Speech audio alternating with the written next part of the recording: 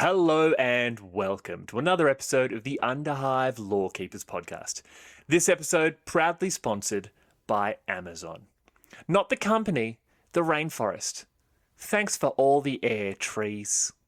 As always, I am your host, Spamuel, aka Big Sexy. And to my right, the man who puts the laughter in the background of every Tau funeral he's ever attended. The gentleman of genocide himself, it's Nathan. How are you, buddy? I'm good. I was literally not too long ago typing to somebody saying, like, what is it? What did I say? No Xenos, no problem. You know? Yeah. For newcomers to this show, they're going to hear my openings. Like, remember when it was like two M words? Like, Yeah. I'm now going to paint you as such an evil, xenophobic zealot that the Black Templars are going to show up and be like, "Bud, simmer down, simmer down." No, that'd be like, teach us, please, teach us. Teach us. Hey, what's with all the aggression? But we digress. Yes. Nathan, this is a big episode. Like, Yes, massive. It's visual. Bum, it's- bum, bum, bum. Yeah, it's not just us screaming into the void, and here we are in beautiful artistic rendition. I mean, I'm know. not gonna lie, Nathan, look at me. I'm jacked. I've You got are abs. quite jacked in that. I've- Yes, Yeah. I will say that you were the Apparently, artist. I'm not was wearing quite my wedding favourable. ring. That's worrying. I've got that on the wrong finger. Mrs. Okay, Samuel she's is she's going to come coming for you. after me. Yes. Wait, am I? Oh no, I've got my You got I've rosaries. I've got my rosaries, and I've got my Yeah. purity seal. I've got my book of judgment. I'm very quite happy with that. We did when we did mention to the artist, who is Grimdorables on Instagram. Just brilliant work. If you haven't seen his work already. And we did mention that I wanted to be a bit of a religious nutter, and Sam wanted to be a bit sort of like crazy chaos person. And I think he's nailed it, because I look at that and I see that's like smashed it. a Valhallan veteran who has just gone, I'm embracing the Imperial Creed. Give me a flamer. I'm going to burn the next Xenos world I see. So yes, I'm very much Yep. down for it. The whole scene is just phenomenal. Like, Yeah. it's almost identical to my garage. Flaming brazier and weird portal into the beyond. Almost identical in the position I have them in my garage here. I do respect the Imperial Fist iconography that you do have hanging in your garage as well. I'm not going to lie, a couple of people have mentioned, they're like, for those of you who aren't on our Patreon, we did a whole episode basically based around the Imperial Fists. And I actually need to apologise to you, Nathan. I got a little bit snarky with you. You sort of said our regular boo after we'd said Imperial Fists. Yeah. And I came down on you a little bit. I'm like, no, they're actually pretty cool. Yeah. But yeah, no, I'm starting to really like the Imperial Fists. It's like that internet meme, Imperial Fist is now best friend. New enemy is salamanders. You don't like the salamanders? Nah, man. Vulcan was not a good Primarch. It's just everyone beat him up, but he just couldn't die, so he just kept coming back. He won by default. But that's an argument for a different time. Okay. Yeah. We're going to be efficient. So let's knock out a few things like, how are you? What have you been up to? Yeah, all good. One word answer. Yes. Perfect. Done. So we are obviously now doing this as a visual podcast as well. So for those of you on Spotify, I believe you will have the option for the visual, so the video podcast as well as the regular audio. All other streaming platforms, I believe, will just get the audio. And then if you are watching this on YouTube, you will obviously have both. That's how I hope it works. Yes. It might not work, and we might not even be recording. I don't know. I'm an electrician. Nathan digs holes. Yeah. But we have some housekeeping stuff to do. So, Yes. for those of you who are unaware, every month here at Underhive Lorekeepers, we are hosting a Miniature of the Month competition. Now, it turns out we're really bad at this because we never mentioned it except for like 3 random posts on social media. And then we had one entrant, which was our boy Dr. Toe, and he won himself a brand new box of Rattlings, which I still need to send to him. Oh, you haven't said. No, Right, but okay. I messaged him. I'm like, I gotta send them to you. And then he's just super nice. And he's like, if you don't send them to me soon, I have your address. I'll come over there and I'll remove your teeth and then Yeah, I use was going them to in my say, I'll practice. take your teeth. Yeah, They he'll call take me my teeth. the tooth fairy of anger. I don't know. Yeah, but continue. Yeah, no, Continue swing and a talking miss, about important stuff. So it doesn't matter when you're listening to this. We are doing the miniature of the month competition. So it's super easy. Go to your Games Workshop. Get the miniature of the month. Build it. Convert it if you want to. Paint that bad boy. Or girl, doesn't matter what mini it is. Post it up on social media, tag us at Underhive Lorekeepers, and each month, on the week after the release of the next month's mini, we will pick one that we've been tagged in and send them a box of whatever miniatures that mini was from. For example, Dr. Toe, Rattling Mini, free box of Rattlings. This Easy. month's is the Chaos Dwarf Spearman. That Yep. person, whoever wins, is going to get free Chaos Dwarf Spearman. Next month, in fact, the day this episode is released, Yes. I Yep. believe it's going to be a Deathwatch Marine. So whoever wins is getting some free Deathwatch Marines. Like, it's free minis for getting a free mini. And it will help you start a new army, because then you've got an uneven number of miniatures, so you need to buy more. Yeah, it's like the whole classic cookie and milk dilemma. It's like, I've got too much milk left. I need more cookies. Oh, I've got too much cookies left. I need to get more milk. And then eventually you have 5,000 points of Diabetes. Deathwatch. Yeah. Yeah. Oh, sorry. Yes, Deathwatch. That's it. Right. So yeah, do our mini of the month. We both myself and Sam will paint one up, or one of us will paint one up, and we'll post our mini, hoping it inspires whoever wants to participate. And yeah, as Sam was saying, it's get free stuff to get free stuff. Yeah. Done. Yeah, and let's be honest, I'm not going to paint. But on top of that, we also are pushing out into our sort of regular spiel here. If you enjoy the show and you are interested in supporting our podcast, please shoot over to patreon.com/the Underhive Lorekeepers podcast. We are 100% funded by the goodwill of our audience, though we do this for the love of our hobby. Each month over there, we have a Patreon exclusive episode, as well as competitions, polls on episodes, and other bonus content, including our monthly hobby diary, where we basically just talk about whatever we've been doing in the hobby, or whatever's on our mind. Or I spend 90 minutes making fun of Nathan for playing Death Guard and getting sick because of it. Now, if you are looking for another way to support us, get onto all of our social medias. Instagram, Facebook, YouTube. A like and subscribe helps us grow and get our particular brand of lore out into the world. All of our links are in the show notes. And please do not forget to give us a 5-star review on your preferred podcast platform. And I have recently learned that if you have an opportunity, if you are watching us on YouTube or you are listening to us on Spotify, please comment. That actually helps drive us to new audiences. Does it really? And I finally started listening to my wife, who, you know, is a professional marketer, and she's like, tell your audience to do these things. Oh, I right. said no, and we stagnated with growth, and now I'm going to listen to her. And we have merch. Check out our merch. link tree. Merch. We Yes. have merch. We have t-shirts. I was recently abused by a listener for not having different types of merch. Yes. So shout out to my boy Liska. We are fixing that. Yes. Once Yes, again, we are. he said to me, listen to your wife. This is literally her job.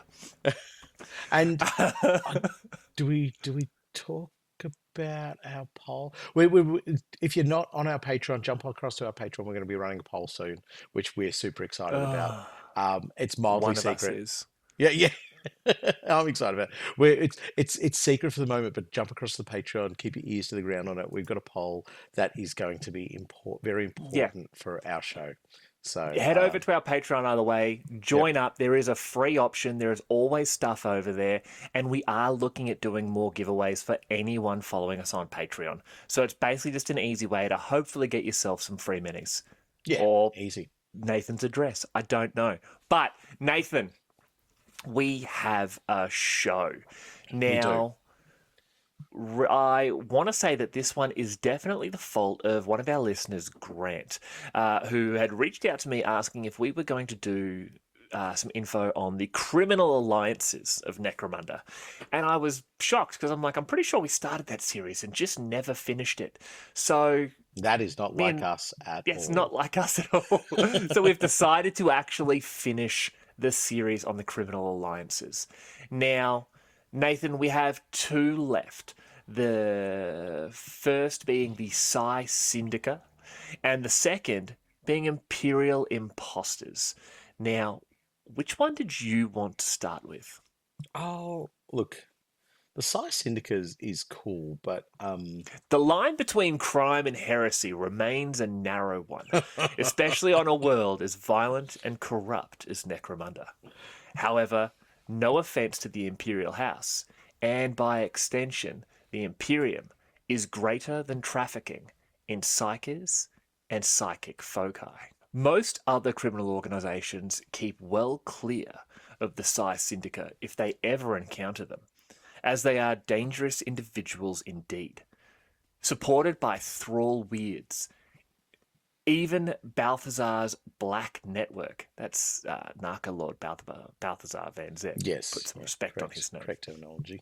that claims dominion over the underworlds of the Palanite cluster, goes to great lengths to avoid contact with these unusual recidivists, even to the point of purging whole subsections of the Black Network should it be revealed to contain or even just be dealing with a member of the Psi Syndica.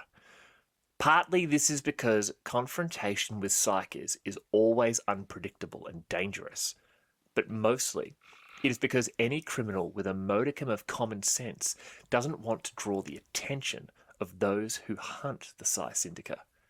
Savage Psi hounds, the hardest of Necromunda's bounty hunters, and specially trained and equipped units of subjugators are among some of those the Imperial House uses to root out these criminals. The Imperium demands all citizens with the merest spark of psychic potential be identified and controlled, and it is Lord Helmore's duty to oblige. These terrible consequences and sanctions, however, have not stopped the rise of the Psi Syndica.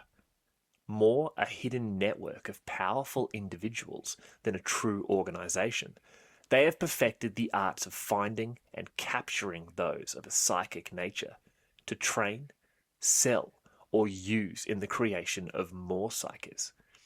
Many members of the Psi Syndica are psykers themselves, powerful enough to evade detection and use their gifts to subdue other, weaker examples of their kind.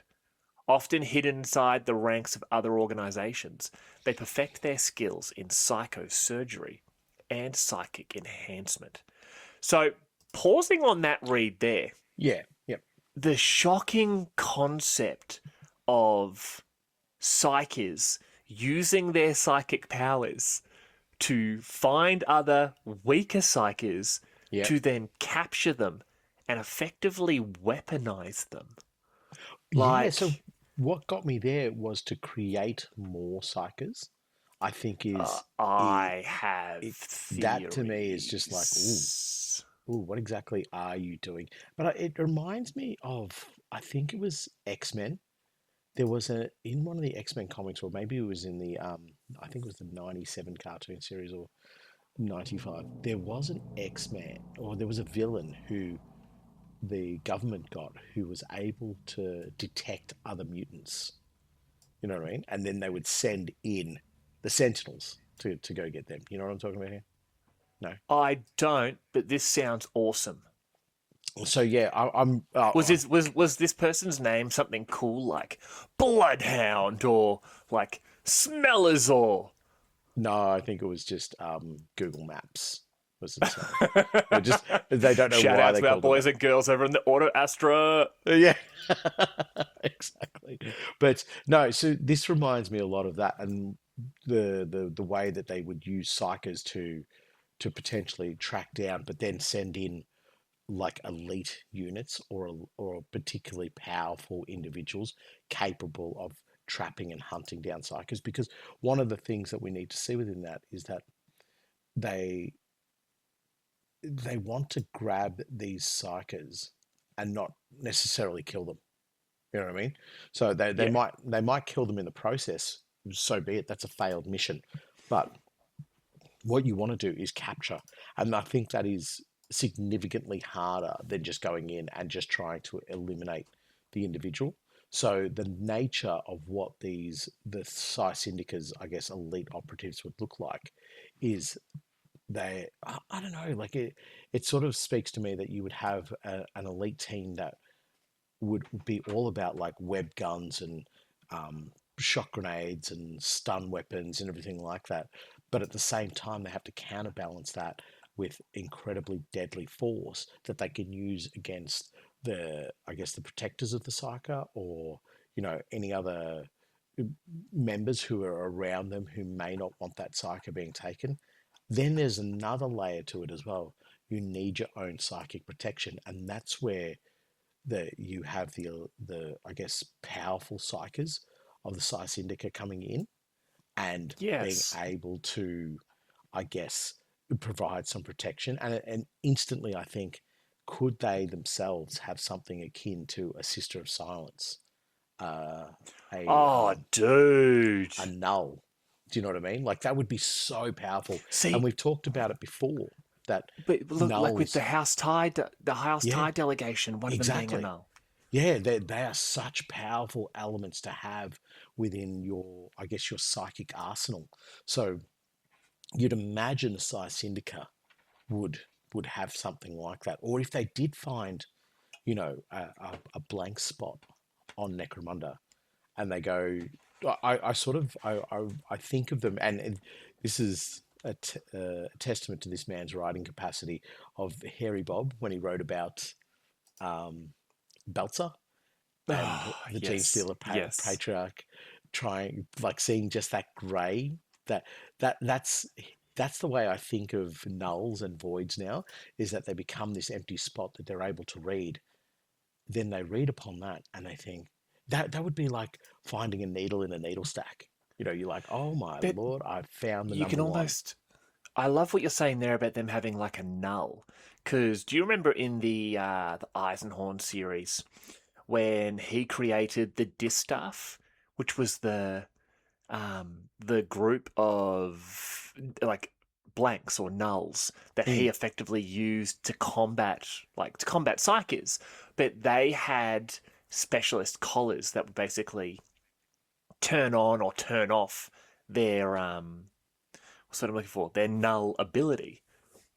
yeah, So you yeah, can imagine like the Psi Syndicate here having those nulls that they would be using, almost like a negative version of the Psi Hound bounty hunters.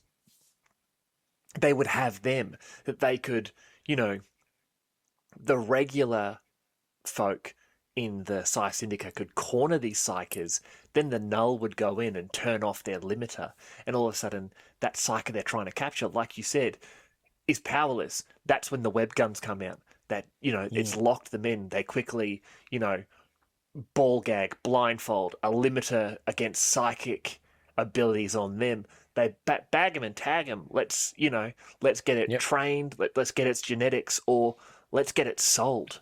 We've yeah, got yep. bills to pay, ladies and gentlemen. Yeah, yeah, exactly. Do you know? And you just said something there. Let's get this psycher's genetics, and I'm trying to find the line in the read, and I can't because my eyes are weak and my Are you psychic talking about ability is where they're going to none. use it to use in the creation of more psychers? Creation of more psychers. Oh, as soon as you said it, I found it. Sell or use in the creation. So that genetic material to use in the creation of more psychers is, and I think there is a link between House Del. It's our first video episode. House Delacroix or House Delac. But no, we'll call it House Well, no, Delacroix. it is. The Psi Syndica are a strong alliance to House Delarc, much So like House Ty were a strong alliance. yeah, but imagine you're getting that genetic material and you're saying, let's steal what the Goliath are doing and get this genetic material, ram that into a little test tube creation, a little grown thing that we're looking for. Then we're going to pump it full of ghast at the same time. Well, I was going to say, well, let's grab these crappy street level psychers. Oh, you can make a coin flip. That's cool. Mm, We're going to have you using mind bullets. Let's grab them, bag them and mm, tag them, yep, get them over to the Delarc, and they're basically just going to turn them into, the brain boys. They get the crazy ghast rigs into them and yep. just pump them full because whether we're going to use them as like combat psyches or whether we're just going to sell them on, like we don't But necessarily need them as a spiker. We don't necessarily need them as a psychoteric thrall. We might just be building up whatever their sort of latent psychic ability is yeah, no, no, and no. selling them to the black market. Yeah, I'm totally with that. But what I'm saying is starting the process early. Do you know what I mean? So Yeah, yeah, you begin by starting them in a test tube, layering in multiple levels of, I guess, genetic material, whatever that's come from other psychers. Then you like marinate that in ghast as well, and you yeah. try and create or birth a psyker from that. And there'd be countless horrendous experiments that would be going on. But I think the idea would be, I, I personally think the idea would be to try and create as many nulls and voids as possible because Yes. of the potential pressure on the Psi Syndica that they could definitely get taken down. So you want to create these bubbles where you are protected, and you can the best do that by having nulls and voids Mm. and things that are going to keep you and I guess as well they would be some of the most valuable. you know they would be some of the best things to sell on to House Tie to then potentially sell on to the. I mean, do you think they would ever sell to a black ship? Is that a thing? Or does the black ship just come in and just No, go, the that's black mine, ship mine, just mine? does the roundups. I can imagine they would be selling them. Um, in fact, well, the thing I was about to say uh, is actually in the next part of the read. So Oh, I'm going to read this and then I'm going to make my point. Rumour has it that there are Psi Syndica within the networks of the clan houses, concealed within the governorship of Underhive settlements and even among the guilder families who traverse the hives. As one might expect from such a clandestine and illegal criminal practice, the identities of Psi Syndica members are often little more than rumour and legends, such as the tales told of the mysterious Church of Esoterica. Despite its name, the Church of Esoterica is neither a splinter religion of the Imperial Creed or a subversive cult. Its leaders carefully cultivate the illusion of faith and dedication to an absent god to hide their true purpose.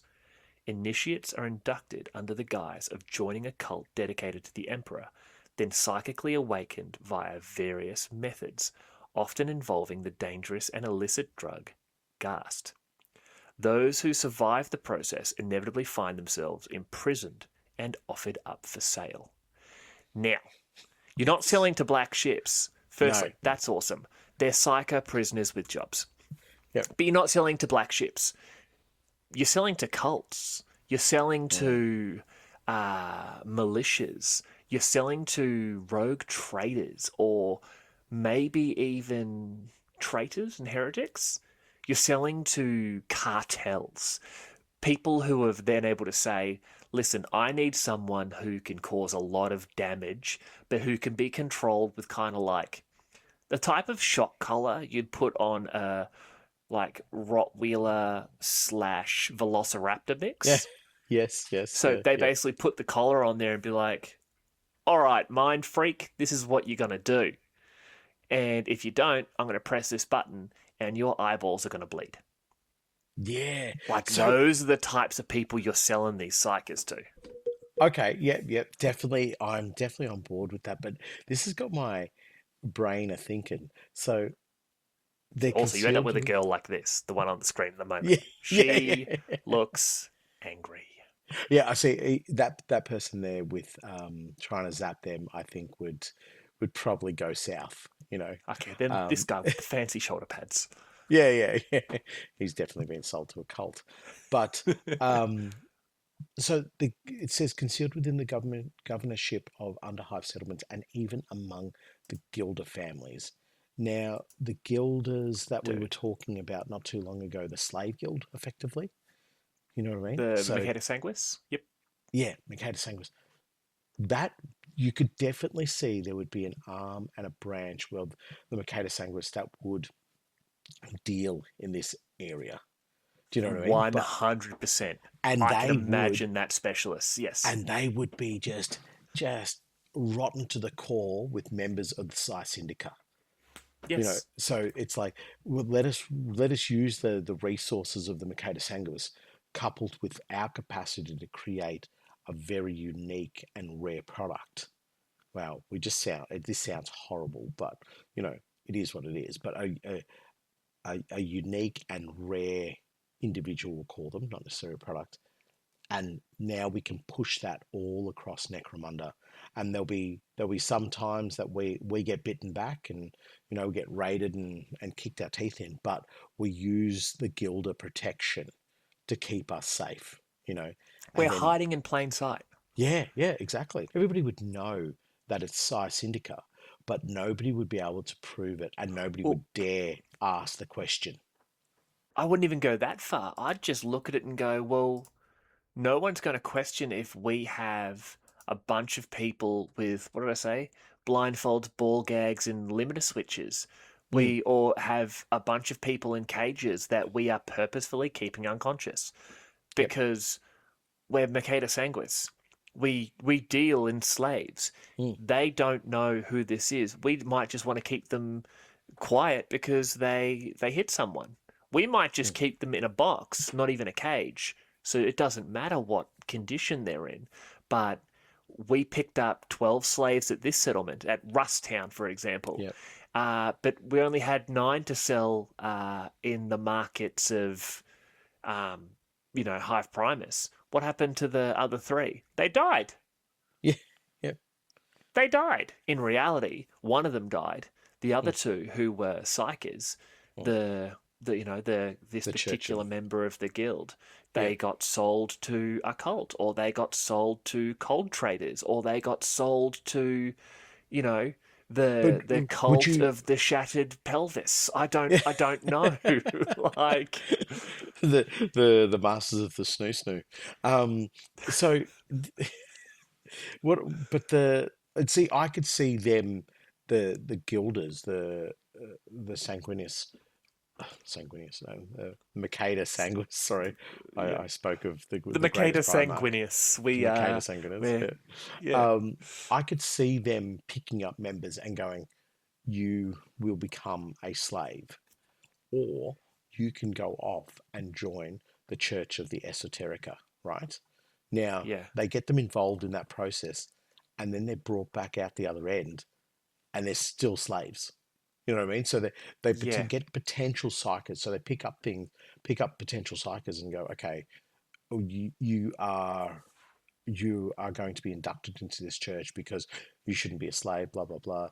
Then they are potentially psychically awakened, and then as it says, they find themselves imprisoned and offered up for sale. So this would be almost like a farming process of, you gather your Yeah. psychers, send them to us at the Church of Esoterica. We will try and get what we can out of them, and any that are pointless or useless go back to the guild to be sold, or just get turned into serfs or Or servants you within hand, the if church. they're crappy psychers, you just hand them over to the enforcers and go, found some psychers, boss, Yeah, and you get a right. couple of coins for it. You're doing your civic duty. Yeah, and it would be a great cover to say, "Oh yeah, we found psychers for the black ship. Enjoy." Do you know what I mean? They don't even know about the black ships. They just Oh, know. yeah, true. Like, Yeah. you find a fella like this guy on screen now with his angry hands and his enormous cloak. He's just your regular bad zone weird. But turns out his powers were flashy, but not that strong. So Yeah. you're not going to bother. Mm, You mm. you round him up. You take him to the subjugators, and you go, found this guy. You know, anytime we get psychers, you know it. We bring them to you. So when anyone questions it, nah, definitely wasn't that Gilda. Because Mm, every time he comes through town, he brings psychers to us. Doesn't matter how minor. mm. Yeah. Like you're Yeah, you're effectively exactly. creating your own. Yeah, but And it's nobody's going to be listening to them about the Church of Esoterica or anything like that. But in saying that, it would be such a cool story arc for a Palanite enforcer to be tracking down. Like, just you can see them just seeing the amount of times we've had psychers come in who have talked about the Church of Esoterica and how corrupt and how horrible its processes are, and the fact that it just turns psychers into slaves. Trying to see, I get some clues to dig deeper. yeah, yeah. Mm. But I can't imagine those psychers going through the church would ever have the opportunity to be free enough to speak to the enforcers. Those are the ones I'm genuinely seeing being funneled out of the hive or even off planet to those clandestine groups, to those cartels, to those Oh, off cults, to planets. Well, those I'm talking ones about the there. ones that I'm fail. seeing them as, yeah. The ones that fail, like that, they're the ones who would have that tiny Oh, yep, little yep, yep. nugget of a story. So the ones that are being handed over to say, "We know you guys collect psychics. Here, I've got a whole bunch for you," and they would know that there was things like black ships. They would know that psychics get taken off world and so forth. Um, so as they hand them as over, they're potentially like there would be enough candidates being handed over that I think there would be nuggets of information about the Church of Esoterica that it would. I think that the right enforcer with the right motivation would probably start having a little bit of a dig around, trying to find more and more information upon them. But Yeah, yeah. I think something as large and as otherworldly as psychers is, I think it's probably a bigger trade than what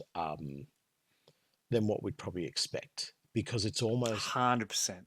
yeah, it's a super super illicit trade, but everybody understands the benefit of psychers.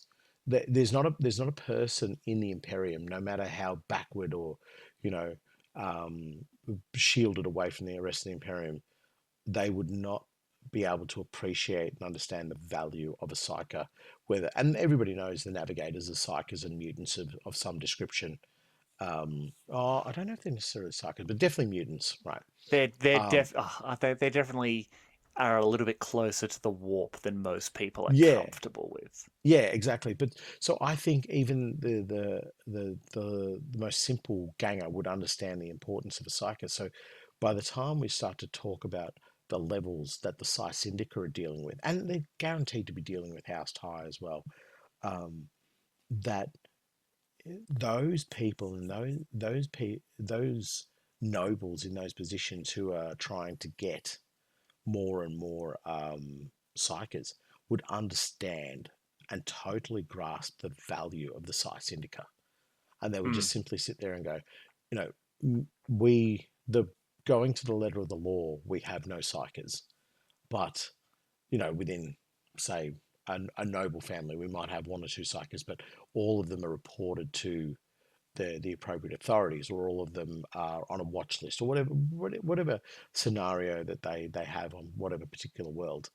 But something like the Psi Syndica would be a perfect way to get that resource that you really shouldn't be able to get through any other means. So when you want to do acts of subterfuge against another noble family, you've got your own cadre of psychers that you can use, Yeah. and going through the Psi Syndica is probably not necessarily the safest way, but the best way to obtain your psychers. Well, the best way for anyone else to get psykers is definitely to go through the Psi Syndica. The Mm. best way for the Psi Syndica to go through psykers, apart from these weirdly like cannibalistic gangs of psyker hunters, is obviously through House Delark, Yeah. because with their ghast trade, and we did sort of half mention it earlier, this is a strong alliance for House Delark, and it is I always struggle to remember this word, but like, what's a situation where I help you and you help me at the same time? Oh, symbiotic. Symbiotic. It is a Yeah. symbiotic Mm. relationship between the Psi Syndica and House Delark, because Mm. House Delark make the ghast, and then you both find crappy little psykers, Mm. and then you pump them full of ghast. Ghast, which is also being sold, quote unquote, definitely not for the Imperial House, both Yeah. on world and through the Imperium as a whole. But then the Delark are cultivating psykers, which can then be used for their own purposes to expand their own base of power and the power of the Psi Syndica, who are then finding psykers to give to the Delark to Yeah. help build their own base of power. Yeah. It's a amazingly symbiotic relationship, Yeah. Nathan. You might not have thought of that, No, but no. it's also great because part of the tithe that is needing to be given to the Imperium every cycle or every grand cycle or whatever it is, a portion of that must be psykers. Yes. It must be. Your psykers must be rounded up and given to the ships. Yeah. And we already know, we already suspect that the Imperial House is taking advantage of the Delark's ability to cultivate ghast and therefore cultivate psykers. What's to say part of that relationship that the Imperial House has with House Delark is not to also ensure the production of a minimum number of psykers per Mm. cycle of mid to lower quality to be given back to the Imperium to ensure that they are saying, you are fitting your tithe correctly. You are Yeah. giving Yeah. us what we expect a planet of this size, of this population, to be giving us in psykers every round trip. So these Psi Syndica, operating throughout the entirety of the planet, through all stratas of society, Mm. are also acting in an incredibly pro-imperial manner by Yeah. committing their illegal activities. Because they're creating the psykers. They're creating. Because they're Yeah. creating the psykers. It's trickle-down economics, Nathan. Now, a good friend of mine by the name of Ronald Reagan once said, I don't know anything because I'm a dead So guy. I don't yeah. know. No, But but it's basically trickle-down economics, but with mind bullets and yeah, but like what you're saying slaves. there about the psykers, right, is the process that they're using is making better psykers, right? Now, let's assume that you are able to make these better psykers, but you're still handing those over to the tithe.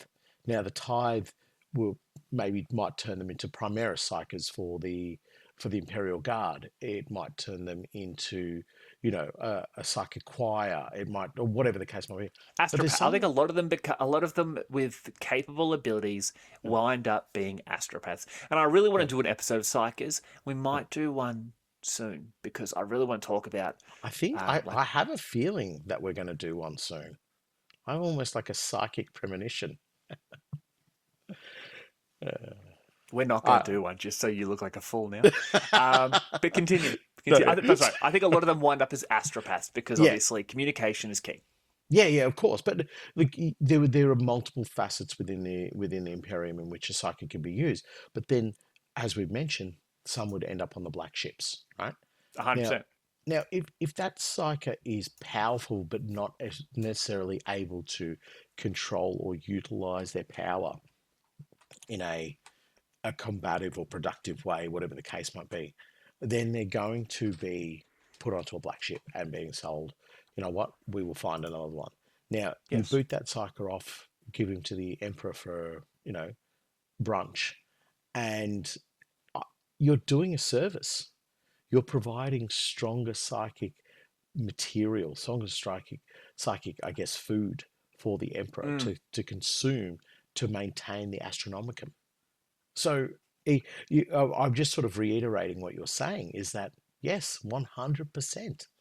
They are actually in a way servicing the Imperium because they're creating more and more valuable assets to be used not just on Necromunda, but galaxy wide potentially, and also potentially on Terra.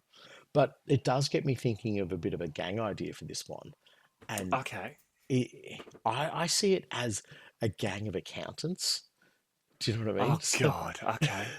What? A real auto Astra of a gang, but Yeah, continue. yeah, real auto Astra. And you mentioned them earlier, and I was like, I'm getting this vibe of like a gang of like bookkeepers who just go through and they have ledgers and documentation.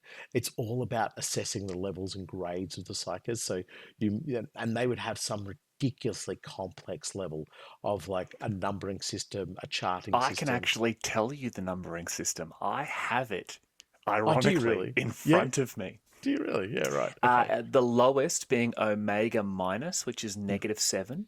That's Mhm. basically untouchables or blanks. Then there's -6, 5, which is sort of um, they're oblivious to the warp altogether. We will go through this more depth in our Psyker episode. There's then they're basically what's called blunts. There's -5, -4, -3, -2, -1, and then 0. That is the majority of humans in the Imperium. Yeah. Then that's 0 is row. There's P or pi. They are basically inert psychers. Mhm. There's Omicron at a level 2. That's where the Inquisition and Adeptus Astra Telepathica do most of their hiring. Then there's Xi, Nu, Mu, Lambda, Kappa coming into Iota at level 8. That is, sorry, at level 8 is where they are seen as real psychers by the Adeptus Astra Telepathica, and that is really where they have to be immediately passed over to the black ships. There's Theta and Eta, 9 and 10, with Zeta coming in at 11. These are powerful psychers. This is where your sanctioned psychers, your Primaris, and even Space Marine librarians. Then there's So 12 Primaris psychers are considered at that high level. at an 11, yes. Wow. Okay, I didn't think they were that There's rated that the highly. Yeah, Epsilon at yeah, 12, yeah, Delta at 13. yeah. Delta at 13 is really where they become very psychically gifted Inquisitors, Primaris Psychers, or Space Marine Librarians. Gamma, Beta, Alpha, 14, 15, 16 respectively. Then there's Alpha Plus. These are the bad mamma jammers, you know. Yeah, right. There's Beta Plus at 18 plus, a Gamma Plus at 19 plus. 2021 is the Delta Plus to Epsilon Plus. Yep. The Zeta Plus is what's known as from 20 upwards. These are theoretical levels. So the Gamma Plus, that level 19, is the greatest level of psychic power ever recorded being displayed by a normal human. This is where I want to see your is it Tiberius, the ultramarine librarian? Tigerius. Tigerius. Yep, yep. This is where I see him. This is where I see Mephiston, that sort of thing there.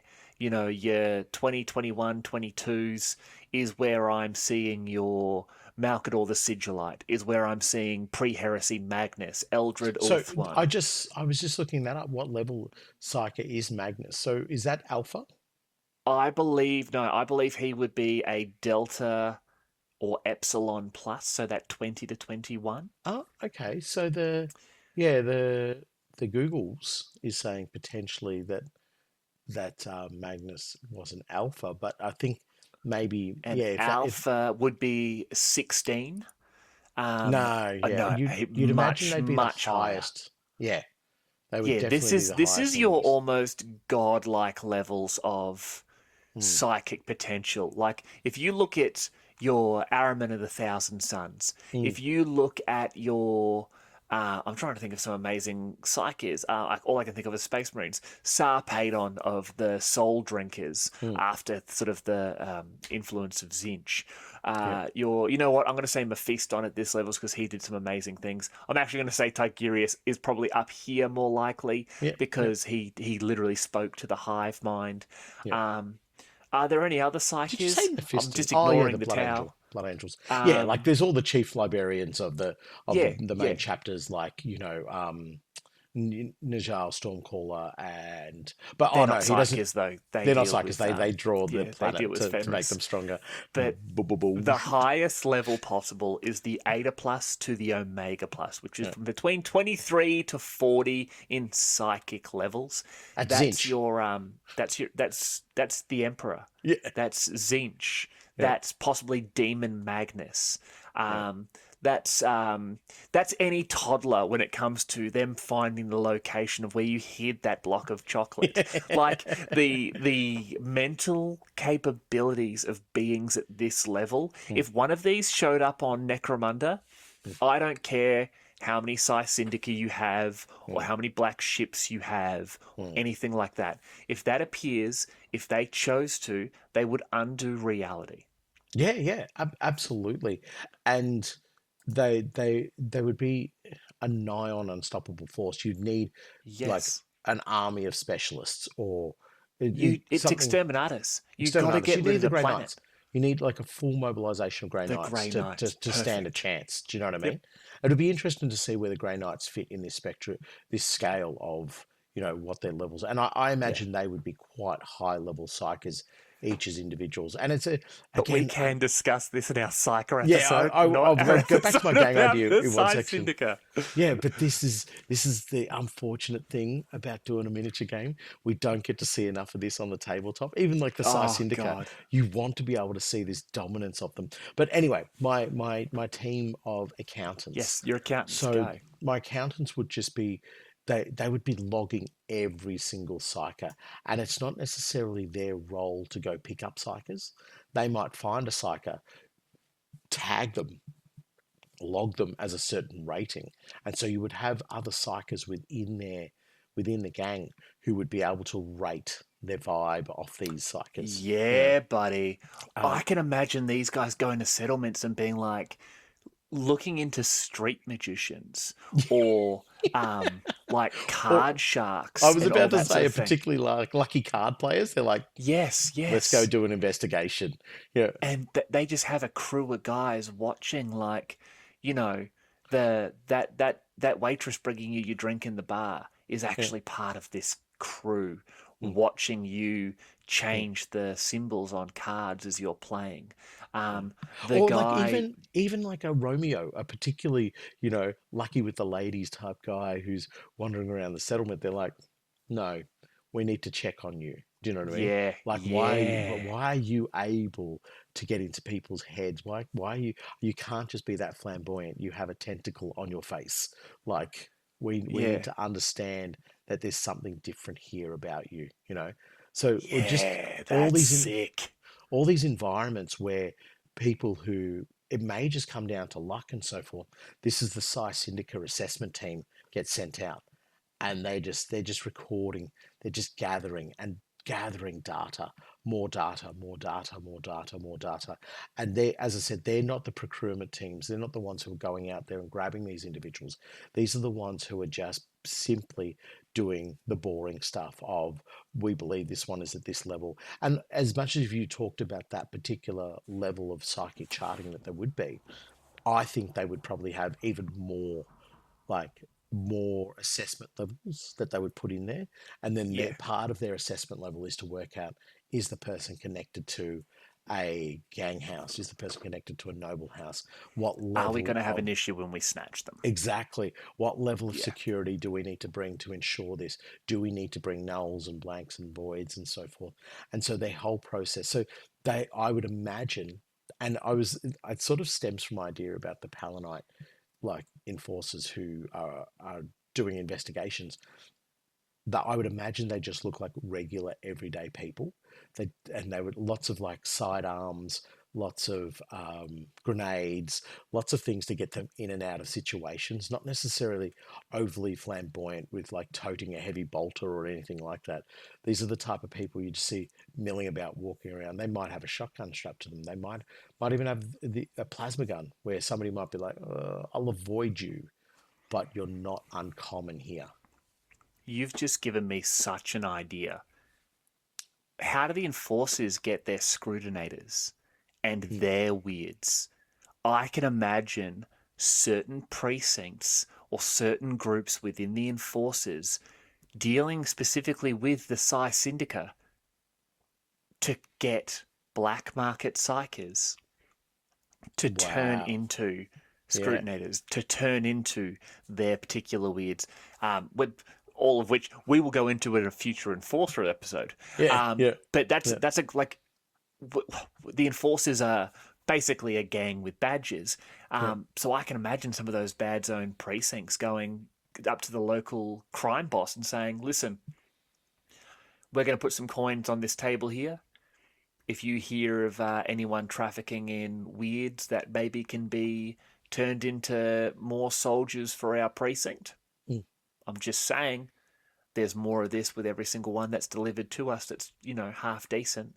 Yeah. They get a bunch of recruits. They might be really low level, coin flipping, card playing psykers, but they're cops now. But then you get the guy who can bring you someone who can shoot eye lasers or can breathe fire. All of a sudden, that's a weird for us. But and just slightly furthermore to that is it'd be something that the Palinites would be able to go, okay, we don't have to harass. We know about your assessment teams and we know about your procurement teams and so forth.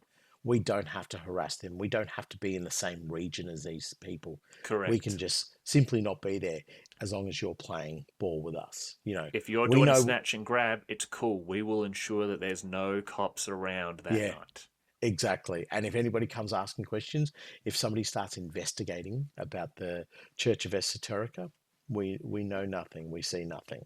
So perfect. Anyway, that just winding it back very, very briefly back to my gang, but that's the way I see the gang. It's all regular Joes and regular individuals just milling around and all of different, of all of different statuses within the hive, so that they have somebody who is clearly of a noble bloodline who that they can send into noble environments without making them look like part of the common folk, and vice versa. You have the common folk who would be able to pick out a noble from a mile away, and so you would have all of these variations of it'd just be a great and fun gang to build, because you could build all the different stratas of Necromunda life within one gang of 10 to 15 members. Yes. Venators, I think, is probably the best option, or maybe Venators, most likely. Yeah. It's always Venators. Venators is the easy out. Yeah. Now, allying with the Psi Syndica, once again, like all alliances, has its pros and cons. Now, the main benefit, any gang may form an alliance with the Psi Syndica, provided it is an outlaw gang. Obviously, you're going to be doing illegal stuff. You're going to be wanting to do it while you're in an illegal position. House Delark obviously has that strong alliance with them. First time you got to test the alliance, you don't roll, you just count the result as disquiet. But here's where the special rules come into place. The first is called Psychic Awakening. When the gang allies with the Psi Syndica, they may generate a random weird power from either the madness, delusion, or darkness powers for one of their fighters. The fighter permanently gains the use of the power, as well as the non-sanctioned psyker special rule. If the gang breaks the alliance with the Psi Syndica for any reason, they must pay the fighter's value in credits to their former allies or remove the fighter from their gang roster. So I'm picturing you've become friends with these psykers, and then you're basically going, hey, can you see old Billy over there? How about you juice him up? Like, juice him up. Old Billy Spoonbender. Good. Yeah. I love this. Like, can you imagine you're a part of this gang, and all of a sudden someone comes in and they jam I'm just picturing an enormous gas-filled syringe into the side of your neck, Yeah. and all of a sudden you can just do all sorts of fun. Yeah, yeah, exactly. But yeah, and that would be again, I'm referring back to my bringing gang. The Psi Syndica would send in like and do an assessment of your people and be like, that one, that one there, Yeah, yeah, that one there, we can do something with. So we're gonna amp them up. But the moment you decide to walk away from us, we're gonna take that person, unless you cough it up. Do you know what I mean? So that I really, really like because that person then becomes a property of the Psi Syndica. It's like I've installed so much ghast in you that your value to me is or becomes commercial, not just about or what you can do or what you have the potential to do. We've made you into something. We've created something out of you. So therefore, you now owe us, and that is in the form of a person. yeah. And if you do break it, they're literally saying, "We've given you this weapon. You pay for it, or we Mm. just take it." Yeah, It's yeah, it's it's yeah. fantastic. No, brilliant, absolutely brilliant. Um, Now, the Terrifying second though. benefit, no, it is, yeah. The second benefit is that you can add a mind lock weird hired gun to your gang for that game. Now, we'll touch on that in a second, but first we're looking at some drawbacks. The first is dark dreams. During the pre-battle sequence before the choose cruise step, randomly select one of the gang's fighters who is not in recovery. The selected fighter must immediately take a willpower check. If they fail, they cannot be chosen to be part of the gang's crew for this battle.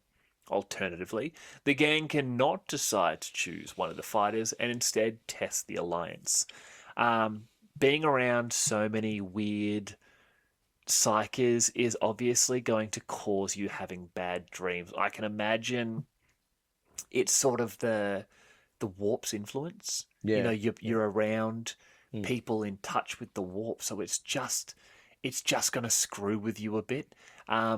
I is the willpower check. You think maybe them seeing if they can stand up to the dreams, like, and if they Yeah, don't, yeah. yeah, Yeah, I'm. As soon as you said like dreams, I can imagine that's what it would be like.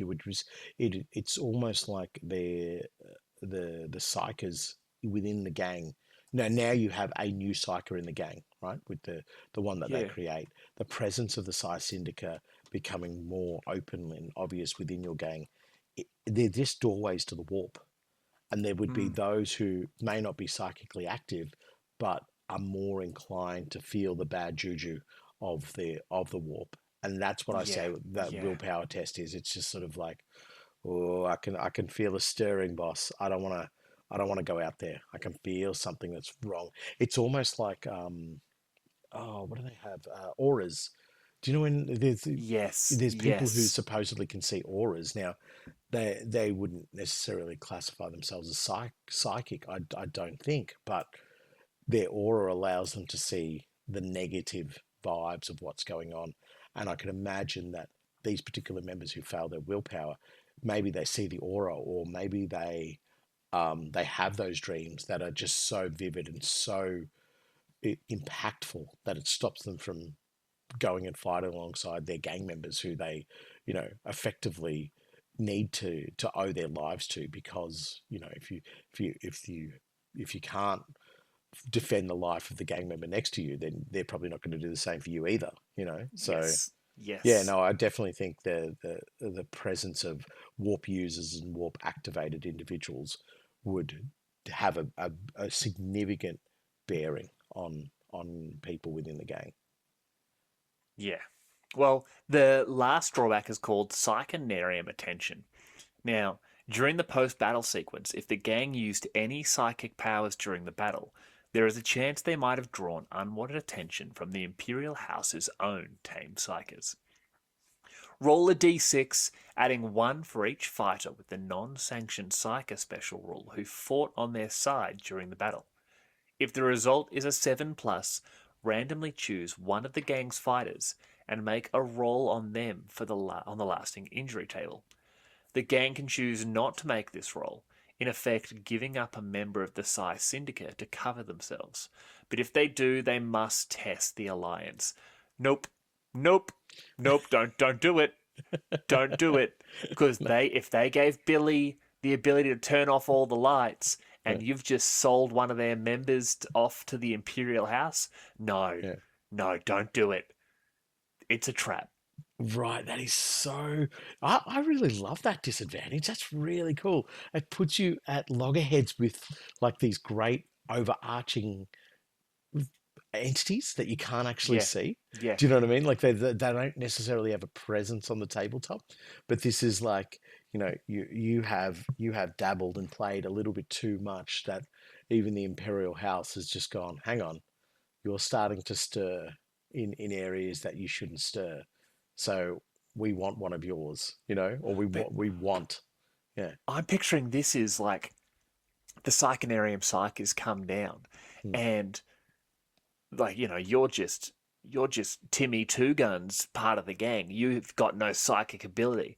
But this psyker comes in and basically uses their mind to kick 6 absolute shades out of you.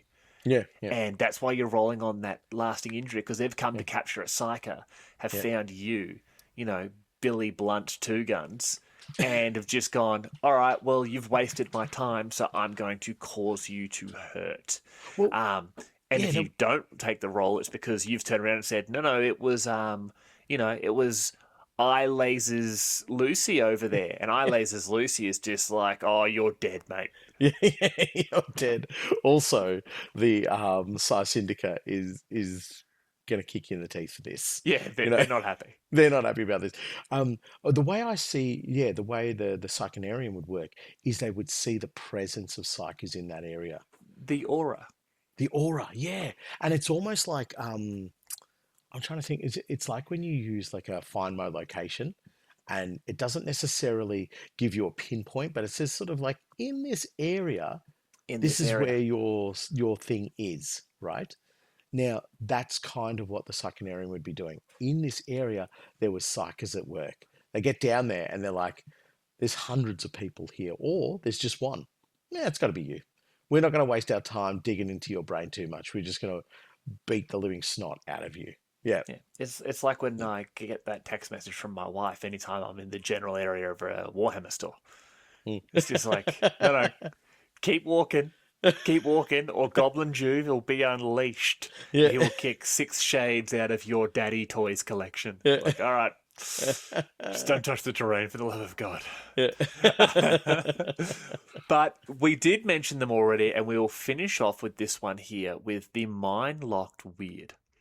Now, the penalty for harbouring road psychers on Necromunda is swift and brutal. That the psychers themselves are quietly taken away, even as those around them are being executed, says more about Lord Helmore's laws than it does about those of the Imperium. After the ties to the Imperium and the culling of those psychers deemed too dangerous to even transport off-world, there remains a substantial quantity that slips between the cracks. Many of these end up collared and conditioned in the employ of the Imperial House, but many more escape into the Underhive. Those that survive their gifts might even make something of themselves. Mindlock weirds are unsanctioned psychers who have been broken to the will of the Psi Syndica via various means of psychic modification and cranial implants. The weird's will is subsumed by their new masters, transforming them into the foot soldiers for the criminal lords. This also allows the Psi Syndica to send the rogue psychers to aid their allies, confident the weirds will not betray them. Mindlock weirds are also deeply unsettling individuals, even by the standards of the Underhive, and gangers tend not to enjoy spending much time with them. The edge they can bring to battle, however, is undeniable. After all, who wouldn't want the ability to look inside their enemies' minds and pluck out their battle plan, project protective force fields to defend their fighters, or simply sweep an enemy away with a wave of telekinetic force? this is what we were talking about before. Mm, mm, These are the 100%. psykers, and it was also ridiculous there. That the psykers themselves are quietly taken away, even as those around them are being executed. It's that, no, come here, buddy. Mm, No, you're okay. You want a little pat on the back? mm. There you go. Like, I wouldn't pat her. She looks insane. But little pat on the back. You come over here. What about these guys, boss? Yep. Pop, pop, pop, pop, Yeah. pop. Yeah. And the psykers just taken away because they don't want to upset you. Because they've got that inhibitor on you now, Mm. and you've finally been detached from the warp, and you've stopped screaming, about asparagus coming to kill you. Like you're taken to the psychonarium, and if they can use you, they're going to use you. If not, you're either pop like the rest of them, or you're off to the black ships. Yeah. Yeah. And during that transport, during that relocation from site to site, from hive to hive to the psychonarium, whatever it is, some of them are going to get away. Some of them are going to get away, or these weirds that are rounded up because they can talk to rats, or they can smell water, or whatever it is, and the Psi Syndica grab them and go, "We're putting you to work." Absolutely. And These are them. Yeah, this is the connections that the Psi Syndicate would have within the noble houses, within the guilders and so forth. They would know of raids going on. They would know of all these things going on, and they would ensure that weirds would be slipping through the cracks. They would ensure that the particular enforcer vehicle that was transporting the three psychers back up Hive or whatever the case might be gets ambushed, and those psychers vanish off into the Underhive. And I think the nature of what the Psi Syndica are and the resources they would have available, they would be able to see where these actions are going to be taking place. They would have a better understanding, and they would be able to enact upon it. They obviously can't do it every single time because that's revealing their hand. So every so often, and then they might even just get a random one, a lucky psycho who gets away, or a lucky handful of psychos who just get away. And the Psi Syndicate go, "Thank you very much. That is a free one. We will take that. Perfect. And we're going to mind lock you, and you are basically a servitor psycho for us. Thank you very much." You raided this hideout, and you got mum and dad and big brother. Little sister got out the back door, and we've swept in. And now we're gonna cultivate that hatred for the enforcers, or for the Goliath, or for the Orlok, or whoever it is. Yep. And we're gonna turn this girl into a weapon, and she's going to be loyal to us, not just out of love, but also out of the fact that this explosive collar will detonate if she ever annoys any of us. And exactly. we are going to use her power to aid our allies and cause pain to our enemies. Yeah. Now, Mindlock weirds are awesome. A little lacking in the equipment. They have mesh armor, and that's about it. They have mesh armor. Right. They don't need weapons because they have weapons in their brain. So they have the non-sanctioned psyker special rule. If they're taken out of action, the enemy gang is rewarded with a bounty of D3 times 10 credits at the end of the battle. And if you capture them and you sell them to the guilders, they're worth their full value. They have weird powers. They can pick 3. These are all offensive. There's pyromancy, which is a flamethrower coming out of your eyes or hands. There is maddening visions. Like, imagine being able to convince your enemies that they are surrounded by the cast of Peppa Pig. Like, they wouldn't, they go temporarily insane. There's telekinesis, assail. You basically just smack them. There's force blast, which is a double smack. There's hypnosis. You control them. Or unbreakable will. It's a continuous effect where you can basically say to everyone around you, chill. Everything is fine. Nerve and willpower checks are no longer a worry for you. Like, these things are weapons.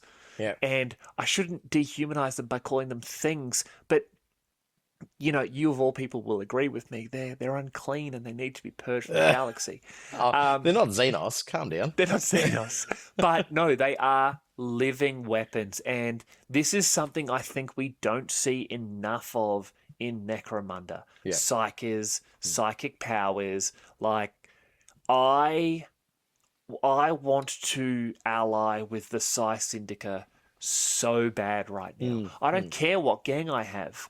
I want to ally with the Psi Syndica so I can take this. I can make some insane, crazy murder hobo with the worst migraine you've ever gotten. Yeah. Yeah. Because they're able to shoot fire out of their eyeballs. Oh, and by the way, the Mindlock Weird can pick 3 of those powers. Yeah, right. That's amazing. It's That not is randomly really roll. powerful. Yeah. It's of the, 1, 2, 3, 4, 5. Of the 6 powers, you pick half of them. Yeah, right. Like, Holy mackerel. That is awesome. incredibly powerful. But you are right in what you're saying there. We don't see enough of it in Necromunda. I think look, I mean, that speaks to the quality of the gangs that are already existing and the quality of the Yes. specialists and all that exist. But the psykers are such an iconic part of Warhammer and Warhammer 40,000 and Necromunda. It'd be nice to see a few more out there. And I don't know enough to know if they're like, they're the most points efficient thing or credit efficient thing. But the idea of what they bring to the tabletop and the I guess the horror and the tragedy of what they are and what they represent is something so cool to like motivate and push the story of your gang. And the Mindlock Weird has a willpower of 4+. Wow. So imagine if you aren't rolling 4 on 2 dice, you need to. You actually need to stop being me. Yeah. I would be in a lot of trouble. But yeah, I love them. Psi Syndica. You've given a gang idea. Do you have another one? Oh, do you have one? How I dare do. you? Okay, far away. I'm picturing that group that was sort of mentioned before, the hunting of psykers. Not necessarily. No, as in like I would do. I'm doing what you're doing. I'm doing a group designed to hunt the thing we've just talked about. I would do a Psi Syndica force that is attempting to capture psykers as basically currency. So I'm picturing a powerful psyker, or maybe even a null or a sort of blank, leading a force with lots of web guns. Picture big man catchers, like the big grabby claws. Very, was it Packmaster Snitch or something from the old Skaven? Oh He yeah, had the big grabby claw. Yeah, I know. There's like the handlers and so forth. They had them in the giant rat for the swamps. rat ogres and so forth. Yeah. Yeah. The Packmasters, like those where they get close enough and they're doing that, they're grabbing psykers, then all of a sudden they're webbed. But I'd have them all in very like mirror reflective armor. So they would be incredibly well equipped, obviously based on the Venator's gang list.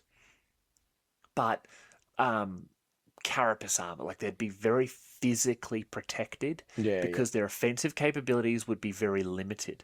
They would mainly be web guns, web gauntlets, that sort of thing there. They are a capture crew. And then the more powerful members of the sort of, now psychic prisoners with jobs would be told very simply, it's that Pirates of the Caribbean mindset. Join us or die. Yeah. And it's not going to be we're going to pop you twice in the head and you get to, have the long sleep. No, we are going to get you. We are going to enslave you. We're going to sell you to someone who's going to make you wish you died.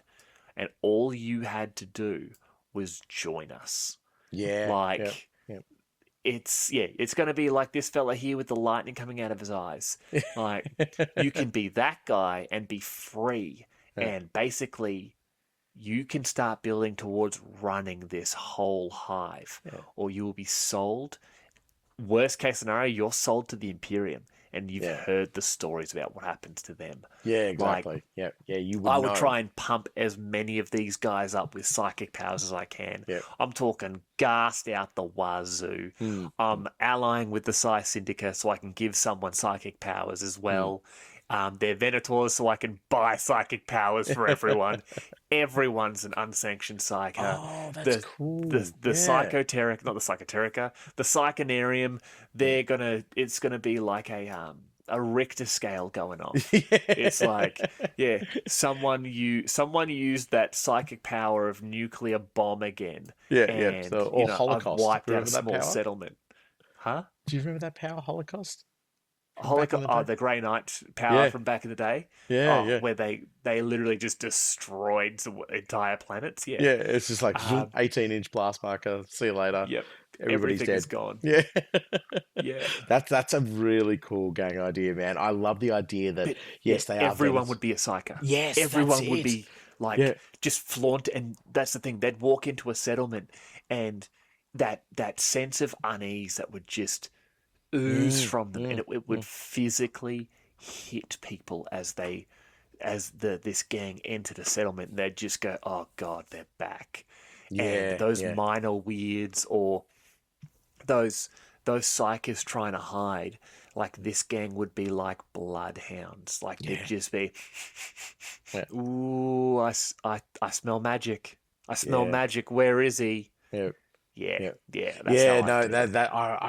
I'm down with this gang because it's just sort of like, yeah, we are we're happy to use it. We will just blow it up in any settlement, blow it up in anybody's front yard because we want to show off our psychic ability. Not necessarily in a flamboyant way, but more in a sort of like we have no fear. There is nothing that can come for us that can hurt us or damage us. Yeah, Correct. yeah, Correct. Yeah. right, man. That is a cool gang idea. That is awesome, bro. I sort of I really like it actually. I almost can't top it, but I do have something in the as soon as you were saying it, I'm like, oh, I can't beat that. That's amazing. Um, but I have an idea of something that we haven't really touched upon within the Psi Syndica of the the of sort of chaos worship and chaos practicing psychers. And because there's so much exposure to the warp, surely there would be so much influence of chaotic forces upon members of the Psi Syndica. It just whether it be a little whispering or something along those, something that just it might be just a scratch at the back of the head. It might be just something that you know it goes bump in the night, and it is demons and all the horrid things of the warp. But I could see the Psi Syndica not being terrified of it and not looking at it as something that oh hey we better try and curtail this. I could see them more going along the lines of can we potentially control this? You know, can we drip feed a little bit of the blessings of Nurgle into one of our psychers? Can we drip feed, you know, Ooh. the promises of Zinch into one of our psychers? Can we, you know, can we have some of the essence of Slanesh into one of our psychers? And so, really dabbling in all these psychic using chaos gods. And so, it'd be like an undivided force, but there would be within, it's almost like cliques within the clique. You would have a Psi Syndica like head operative who is just a top tier, like a level 12 or anywhere between an 8 and a 12 level psyker, just incredibly powerful, should not Yeah. be on the loose, but is out there and is in control of like at least 3 minor level psychers. You know what I mean? And potentially, I'm sort of thinking you could even have the presence of corn there, in that they have handlers who have collars of corn. You know, they just Yeah. they It's rather almost than like yeah, agents who specialize in getting psychers specifically focused on for cults. yeah, yeah, and but they're maybe not selling them. They're just trying to say, can we manipulate and capture this, whatever particular brand of psychic advantage we're getting from the blessings of Nurgle? Can we weaponize that even more so? And can we control it so that we don't end up with a puddle of goop, or a particularly corrupted and mutated individual? The same would apply for the Zinchian member and the Slaneshi member. And you would have within the gang itself these three little cliques, and each one would be surrounded by members who are all wearing collars of corn to give them protection from their particular psyker that they're trying to monitor and maintain. And then you would have your so they would potentially be your champions, each of the psychers. You would have your gangers as normal, and then you would have your leader, who is like a primary psyker, who would then have, I don't know, maybe like a couple of aspirants I'm just trying to think, not Jews, but like lower members who are used to as like last ditch efforts to go kill these psychers. So maybe bombs strapped to the chest and so forth like that. So they're sort of the hounds of the gang leader, who says that psyker is going. We are losing that psyker. It's killed all of its handlers. Do what you can for the Psi Syndica. We will take care of your people. And they go over and pop that particular member. So this would all be as dabble in the warp, dabble in the chaotic powers, as much as you possibly can to influence the gang. It would all be just like keep dipping your toe in the pool of chaos slop. But I think from a modeling point of view, you would have three individuals who really quite obviously align to one of the gods. But I think the idea that there would be potentially, like, we did talk about an episode, the old Demon Forge on some world just pumping out material, but but like having the way to manufacture something that's akin to a collar of corn, because they see that as the best way and the most efficient way to protect the handlers. Putting nulls and voids kills the psyker off in terms of their capacity and their ability. But having collars of corn, go for your life, do whatever you want. But if you target somebody with one of those, then we know you've turned, and it's time to go to the big smoke. See you later. Hell yes. Yeah. So this is. Yeah. I still like your idea better. Your idea where they're just like, baby, we're psychers. What are you going to do about it? It's such a cool idea. We're literally all psychers, and also we have shotguns. Yeah. So psychers, shotguns. That guy's got a grabby stick. Like, either way, this is going to be one hell of a Saturday night. It's Wednesday. Someone shoot him. And everybody, you better say it's Saturday. What day is it? It's Saturday. That's right. Shoot that guy for not standing by his own words. Rightio. Now, that is the Psi Syndica. So the last ones left there, Nath, are the Imperial Imposters. So why don't you take us? Imperial Imposters. I'm not happy with it. All right. So, listeners, with the marvels of modern audio editing, you aren't going to be able to tell that Nathan and myself had to stop for about 5 minutes there because I almost choked on my drink. And we've spent the last several minutes laughing quite heartily as, I'm not going to lie, Big Sexy almost got taken out by some off-brand Pepsi Max. So we are going to get into Imperial Imposters, but I just need you all to take care out there. It's a dangerous world, and off-market sodas are trying to kill us all. So making you go Pepsi. It's like Pepsi Max should have stuck with you. Yep. And did you know I've become a convert to that, actually? You've become a convert of Pepsi Max? I've become a convert to Pepsi Max. I was on official a job. Drink of the Underhive Lorekeepers. It probably is. We just need that sponsorship from Pepsi, and I think we'll be doing okay. Well, I'm I'm working very hard on getting us sponsorship from Amazon. Oh, right. Yes. Okay. Well, I'll work with The Pepsi. real one, not the company. Yeah. Well, I'll work with anybody who's going to declare themselves Pepsi. There we go. We'll have something Done. by the end of the week. All right. Right. So, Nathan, Imperial Imposters, As give I this said, bad boy a go. boo. Yes. How dare you impersonate Imperial authority? It's disgusting. But let's get into it. The Imperium is an unbelievably convoluted bureaucracy laid over in ossified society built upon thousands of years of unbroken tradition. In such a civilization, titles and ancestry have immense power, with nobles enduring for centuries upon the strength of their name, while generations of workers toil away bearing the designation of their forebears. On Necromunda, the greatest example of this is the Imperial House and the title Lord Helmore, one that has held the Hive world together for over 7 millennia. In such a society, one of the greatest crimes is the falsifying of ancestry or the impersonation of a member of a noble house or the great Adeptus Terra. Criminal enterprises exist solely for this purpose, and at various points in Necromundan history, entire fictitious houses have appeared to exploit the Byzantine nature of the planet's governance.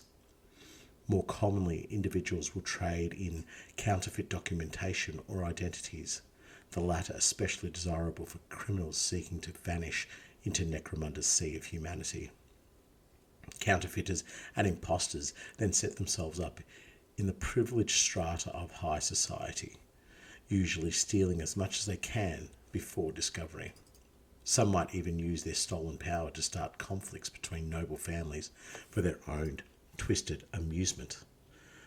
Quite rightly, both Imperial House and other great houses consider the impostor's crime among the greatest a citizen of Necromunda can commit. Just before you continue there, sorry, it's just good to see that even in the 41st millennium, we have like a different version of the CIA, and everyone through every part of society seems to hate them. Sorry, but continue. No, I'll just highlight on what I get from this is that it's like, how dare they? Like, this is the highest level of crime. Like, you went and burnt down an orphanage and destroyed entire manufactoriums. That's fine. Yep. How dare you pretend to be my 119th cousin removed? How dare you pretend to be important? Yeah. Back to the soup kitchen, peasant. Yeah, exactly. Speaking of back to things, back to the read. Perhaps of more concern to the nobility than those who merely impersonate them are those who seek to erase them from existence. Revolutionist assassins do not kill their targets with blades or bullets, but rather by destroying the records of their existence and their connections to their peers. This kind of crime is only possible because of the diffuse nature of the noble houses themselves, each one containing thousands of individuals scattered across hundreds of bloodlines and living in hives across the vast surface of Necromunda. Often, a noble will have rarely or never met their own siblings, let alone those of other families. And if the Adeptus Terra can claim a brother or sister is long dead, their holdings passed on to other parties and their wealth forfeit, who are they to argue? The stripping of a noble of their wealth and title is an especially heinous fate, for one raised in a spire and unused to the cruel realities of daily life in the depths of the Underhive. So let me just take you into a little story of mine from my week of recovery, and that is where I was playing Rogue Trader, right? Brilliant game. Okay. Yep. Sorry, I did not. It's like, just let me go into a part of my week of recovery when I found out I was actually 14th in line for the British throne. Yeah. I did not know where you were going with that. Sorry. It's pretty close. It's actually 114th million, but yes, it's right up there. Yeah. So you play as a character who has some very, very slight connection to a rogue trader. And I found that very interesting. This character that gets brought into the game, that the player gets to play as, is somebody who the rogue trader has highlighted. You are part of my bloodline, but you are so far, I guess, diffused from that originating rogue trader that you yourself, as the individual coming in, have no idea that you belong to this bloodline, have no idea that there is an association with you and a rogue trader, almost one of the most powerful beings in the Imperium.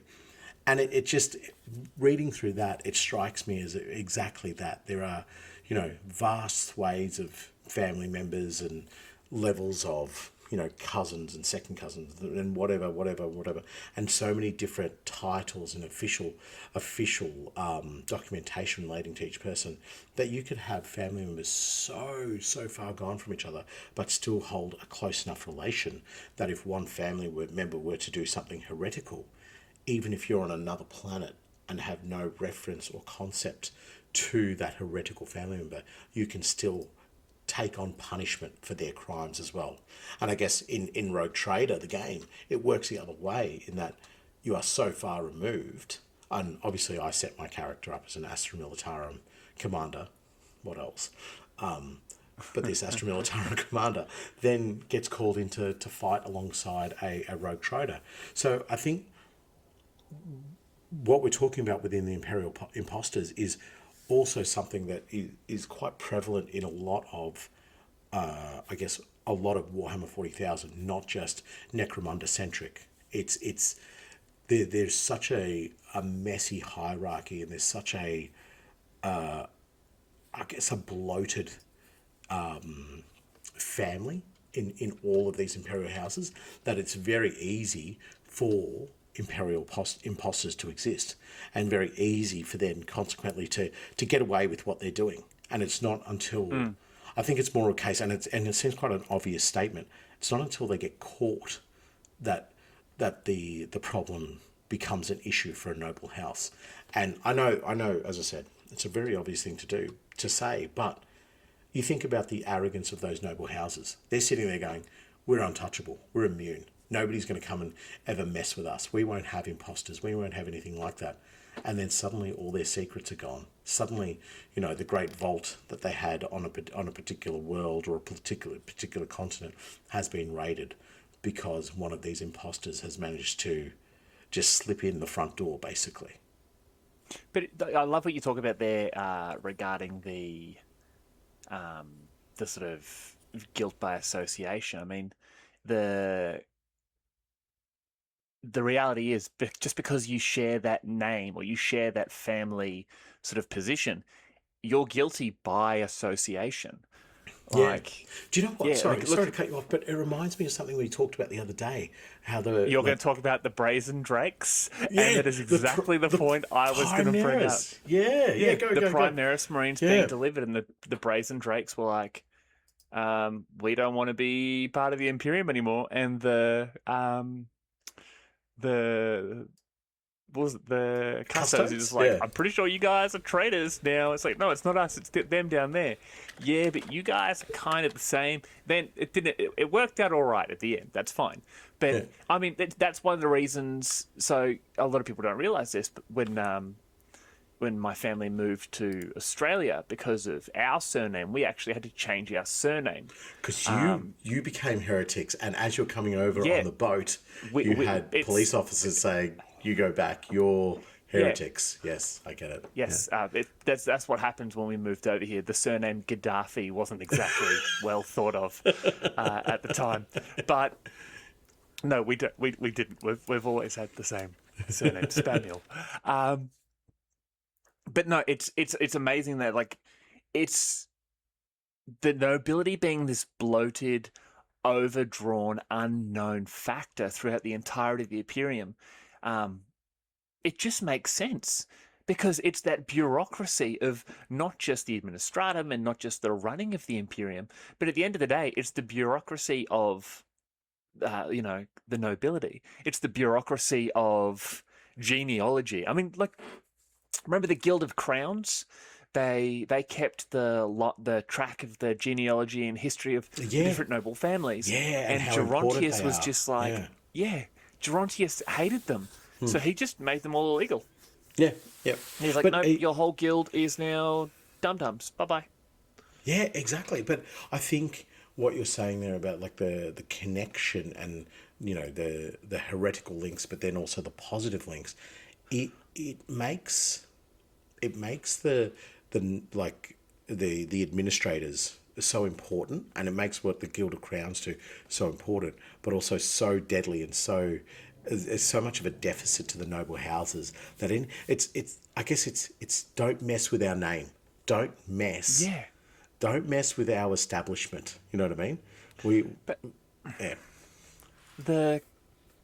What's the word I'm looking for? The idea of the nobility turning around, and it's something you and I say to different things so often.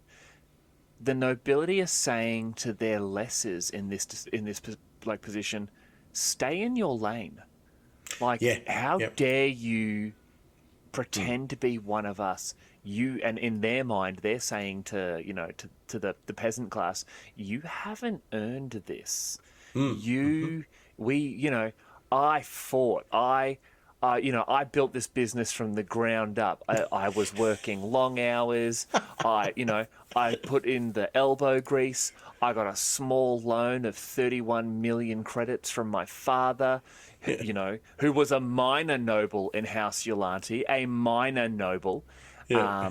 But then obviously I married into the Kauaian family, and they then gave me another small loan of 21 million crowns. Yeah. And now I own the largest corpse starch manufacturing facility in the entire Southern Heights. And you unfortunately haven't earned that. And meanwhile, this poor peasant who's starving and has had to eat their family is just like, I'm just going to kill you and steal your clothes. Yeah. And that's exactly how I imagine the strength of the Imperial Imposters work. It's not necessarily. I think the motivating factor here would not necessarily be like, we can do special clandestine missions where we infiltrate the noble house or the Adeptus Terra, or we're able to position ourselves in certain departments and organizations that will give us the power to do blah blah blah. That's not gonna inspire the everyday man or the budding young criminal. What they want to know is, will I get my revenge? Can I live a moment in those shoes? Do you know? And can I rob them blind? And can I rob them blind? Yeah. And those factors, and what you're saying there about the peasant, the Underhive scum who's just being belittled by a noble person, and just thinking to themselves, I'm just going to end this, and I'm going to pretend to be you, and I will absolutely pull this off. It may last a moment, it may last months, who knows? But I will take that opportunity, and that's how I imagine. It's like, I guess there would be small cadres, syndicates, whatever, cells of Imperial Imposters who would be lent on by gang houses, by even the likes of the enforcers and so forth, to say, can you go position somebody in an area where it's going to be beneficial for us? But I can imagine that they would have started as a small network looking for revenge or looking for fortune, and then realizing the potential of what they can do here, how deadly and how influential they could become. Well, we know for fact that the Guild of Crowns, and it specifically says there, that counterfeiters and imposters then set themselves up in privileged strata of society. So I can imagine the Guild of Crowns who still have access to their knowledge and their special paper and their special wax for seals and all the fancy ribbons and the calligraphy pens and all that sort of stuff, where they can write up these big sort of genealogical records and hand them over to you for the right price. It's like A Knight's Tale with Heath Ledger. Yes. When they get the guy, and you can just imagine they get the right hanger on, that crier who walks in and is basically singing the praises of Spamuel, aka Big Sexy, as he walks into this particular ballroom, you know, with all the lofty titles and positions, and reminding people, you know, yes, you know, Lord Coian, it's fantastic to see you again. Remember we caught up at your you know, your daughter's wedding. Yeah. I was in one of the further back tables, obviously, as I'd had a big night with the groom. You remember how it was, and Lord Coian's going, of course, yes, of course I do. Yeah. They both know they don't know each other. Yeah. But it's that, you know, it's George Costanza. It's only a lie if you think it is. So I've got You a know? funny anecdote about this. Years ago, and it is a fun thing for me to do, and I probably don't do it as much as I used to, but if I knew somebody didn't have my mobile number saved into their phone, I would call them and pretend to be somebody else. It's just, you know, I do it for a laugh. Anyway, I called a friend of mine. I called their dad because they were in a pickle and they didn't have a phone, and so I was like, I'll give you the number, I'll call them up. And then I pretended to be somebody that he had worked with years ago. And I no word of a lie, Sam, this went on for about, I would say, close to 10 minutes, right? And I was like, I put on this shonky little accent, and I was like, "Come on, Richard, you know who I am. You know, we worked. Remember when we worked together at this office?" And he's like, "Oh, no, I'm sorry, mate. I don't." And then I eventually pushed him, and he eventually went, "Oh!" And I called myself. What did I call myself? Oh, I called myself Sanjeet, right? I just pretended to be an Indian because, you know, playing on my background there, and eventually he just goes, "Oh, Sanjay, yes, sorry, mate. I totally forgot that. I totally knew you and everything like that." And then I unveiled what I did to him, and he just hung up on me. He wasn't very happy.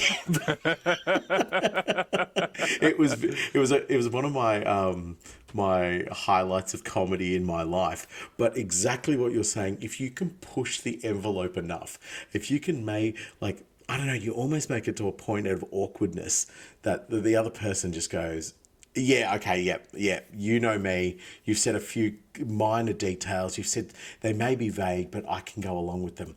You're eventually going to get that other person to go over the line with you.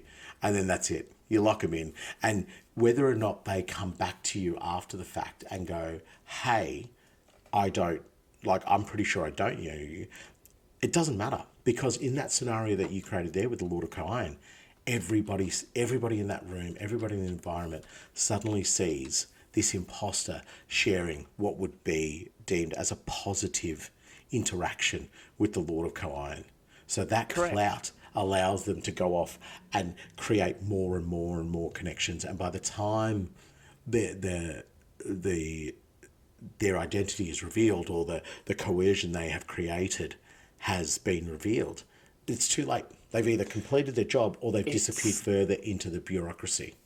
It's wedding crashes where they go in and, you know, we're so and so's noble crashes. Yeah, it's nobility crashes. Like, but that's what they're doing. They're going in, and I can imagine them working in, you know, in teams of, you know, ones or twos or maybe threes, where, you know, maybe they're infiltrating at different points. Yeah. So that beginning of a relationship is already started. So, you know, for example, you've gone in. You've started to integrate yourself with House Coian. I've gone in and I've started to integrate myself with, I'm trying to think of another house, House Catalysts. Yep. You know, Steve is going in and is integrating himself with House Yolante. And we just all happen to be at the same event, and it's, oh, by the God, Emperor, I can't believe I've run into you at this event.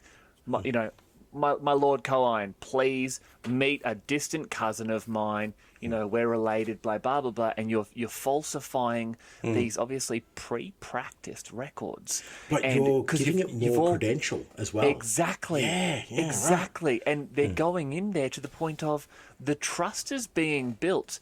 And all of a sudden it's that same instance. Like, of course, we met at, you know, at your fourth daughter's wedding, or I believe we shared a drink at one of, you know, Lord Helmore's events, you know, though much like yourself, I was struggling to stay awake, you know, and it's that little, almost, the nobility I don't believe would think someone below them would have the gall to make a joke or a comment in that fashion. Yeah. And so it shatters that sort of rigidness that they would have. And it's, of course, although they're not as boring as a Koine event, are they? Yeah.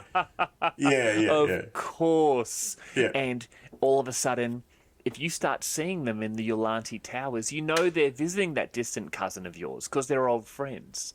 Or you hear that they're going into business together, prospecting on the... what's the thing? What's a completely useless job title? They're considering becoming landlords together. Yeah. And... they're looking at sort of investments in that description, and it's of course they would. Like they were talking about that at that party. The three of us mused on it, and then a month later, it's my lord, someone's drained hundreds of thousands of credits from our accounts, and in fact, we have several people coming in saying that they all own the same property of ours. What's going on? They've built themselves in. They've ingrained themselves into society and have robbed you blind. It's like have you ever heard the story of the bloke who sold the Eiffel Tower? No. No, and I'm going to ad-lib, and happy to be corrected in the comments. It's a long time since I've heard the story. But basically, he sold the Eiffel Tower to some businessmen. That obviously it worked out that he didn't sell it, and then I think he sold it again to another group of people. Do you know what I mean? So he managed to get himself within the right strata of society, that all of his behaviours and his mannerisms and all that all tick the right boxes. And then it's sort of like when you're at that level, people are not going to assume that you are some sort of charlatan, that you are some sort of con man. They're just simply going to go, oh yeah, that makes total sense. You're here. Yes, you're a very successful and important businessman, and you're selling me an item. Oh wow, it's the Eiffel Tower. Fantastic. I will take this. And I think this was early 1900s or late 1800s. And so at that point, very similar to what you said before, they would not expect somebody of the lower classes to have the gall or the, arrogance to think that they could talk to them, let alone interact and do and create these kinds of behaviors and these kinds of scenarios. So yeah, I think the other thing that as we're talking about this, and I want to come back to it, so we'll just put a little mental note here that we need to talk about the advantages of being an imposter. Not like we're talking a lot about like the setups and the integrations and so forth, but I think a lot of the noble houses and potentially the guilds, but more so the noble houses, would be incredibly embarrassed for getting hoodwinked. So yes. So unless they were completely taken to the cleaners, they probably wouldn't report it. They'd just be like, "Yeah, cool. We'll just we'll let it be because we got hoodwinked a little bit. We're going to allow that one to go through to the keeper so that." We don't lose face within our communities. But I think also, as another side shoot to this, I can see these Imperial Imposter criminal organisations having like gangs associated with them. And the gangs are more like, dressed up enforcers or, groups of Palanite guards or whatever the case might be, who come and interact with these imposters to give them yet another air of credence within that society. So maybe they go and report to them or whatever the case might be, and people are like, oh well, they've got the correct Palanites reporting to them. They obviously have the right connections to the Helmore family, or they also obviously have the right connections to the powerful echelons that run this city. Have you ever read a series of books called The Lies of Loch Lamora by, I believe his name is Scott Lynch? No, I haven't. That concept of the nobility not wanting to let people know they've been robbed is actually a key component to the first book. They're a gang who specifically focus on robbing the incredibly rich, the nobility of this particular city. And none of them, the nobility, would be willing to let sort of their peers know that they've been robbed, Yeah. that they've been hoodwinked in that regards. Yeah. And yeah, it's just very funny you've said that, because like that's exactly how I picture what these sort of infiltrators and, you know, noble imposters would be doing. Is they would be focusing on the incredibly vain, incredibly self-righteous nobles, and when they do rob them, they'd be making sure that, yeah, they're getting enough that they're not going to talk to their friends about it, because all of a sudden, when, you know, someone who looks very similar to old cousin Timmy that showed up, you know, 3 or 4 cycles ago, Yeah. but Timmy didn't have a scar, or his nose wasn't bent that way, and he certainly didn't have that limp.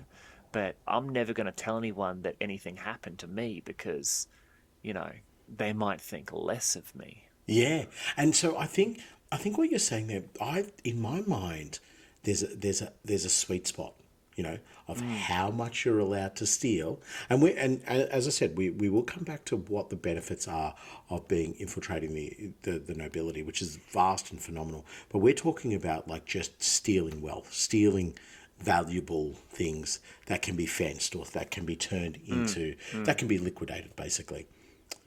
There would be a sweet spot, and that sweet spot is stealing the right amount of money that the noble goes, that stung, but the embarrassment of having everybody know about it will sting Yes. more. If you go below that line where where it's such a petty crime that the noble would just go, you know what? Let's make an example of them. Let's go punish them for this. And so they turn the screws particularly hard. But if you go too far and you take too much, then not only do you have that particular noble family coming after you, I think you would have others as well there would be almost an empathy. And if we allow one of ours to be punched in the face and somebody walk away from it, what stops the rest of the rabble from doing that to us as well? So let us, Exactly. like, even if it's only a veneer of unification, let us unify together. Let us get the enforcers on board, and let us absolutely stomp out whoever dared to do this to us. And that, I think, the crime would have to be particularly heinous or particularly costly to whichever noble house.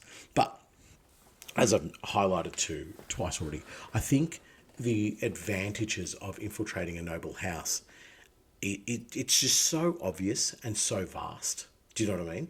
Like, it's where you might be able to, you know, we talk about the Psi Syndica, and we're like, okay, you're going to get a psyker. So that psyker is going to give you a particular criteria, a particular set of skills that you're going to be able to exploit and use. Cracker, most of the time it's going to be something combat orientated. You may have a telepath or something like that, but it's all very, very, very easy to understand what you're going to get out of a member of the Psi Syndica. With the Imperial Imposters, I think the shopping list of benefits is just ridiculously large.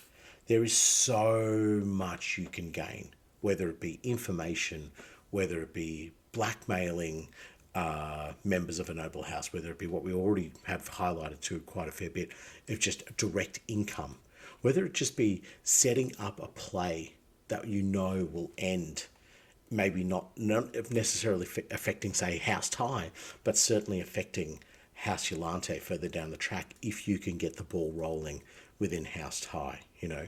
So I think there's such a wide variety of benefits that the Imperial Imposters can pull off. It's just like, you just think of a scenario. If you have the power of nobility, then you're almost in the winning seat every single time, unless you're Angry Goat. Unless you're Angry Goat, get a mean case of gun fisting. Yeah. Now, you did mention the alliance with the Imperial Imposters. So before we jump into the Master Charlatans, we'll have a quick look at that. So once again, they are an outlaw gang. So to form an alliance with the Imperial Imposters, You got to be an outlaw. The nature of their operations make fallen houses deeply distrustful of law-abiding gangs. I do find that very funny. Now, one thing I do find great about the description of the Imperial Imposters is that faux nobility are well versed in the mechanisms of power that run Necromunda. And the aid of an Imperial Imposter can elevate a gang to unheard of levels of power, provided they don't get caught. Now, House Van Saar is, in many ways, as much of a clan of secrets as the Delark, the preservation of the STC requiring unseen hands working in the darkness. And for this, the House of Artifice both employs and sponsors Imperial Imposters.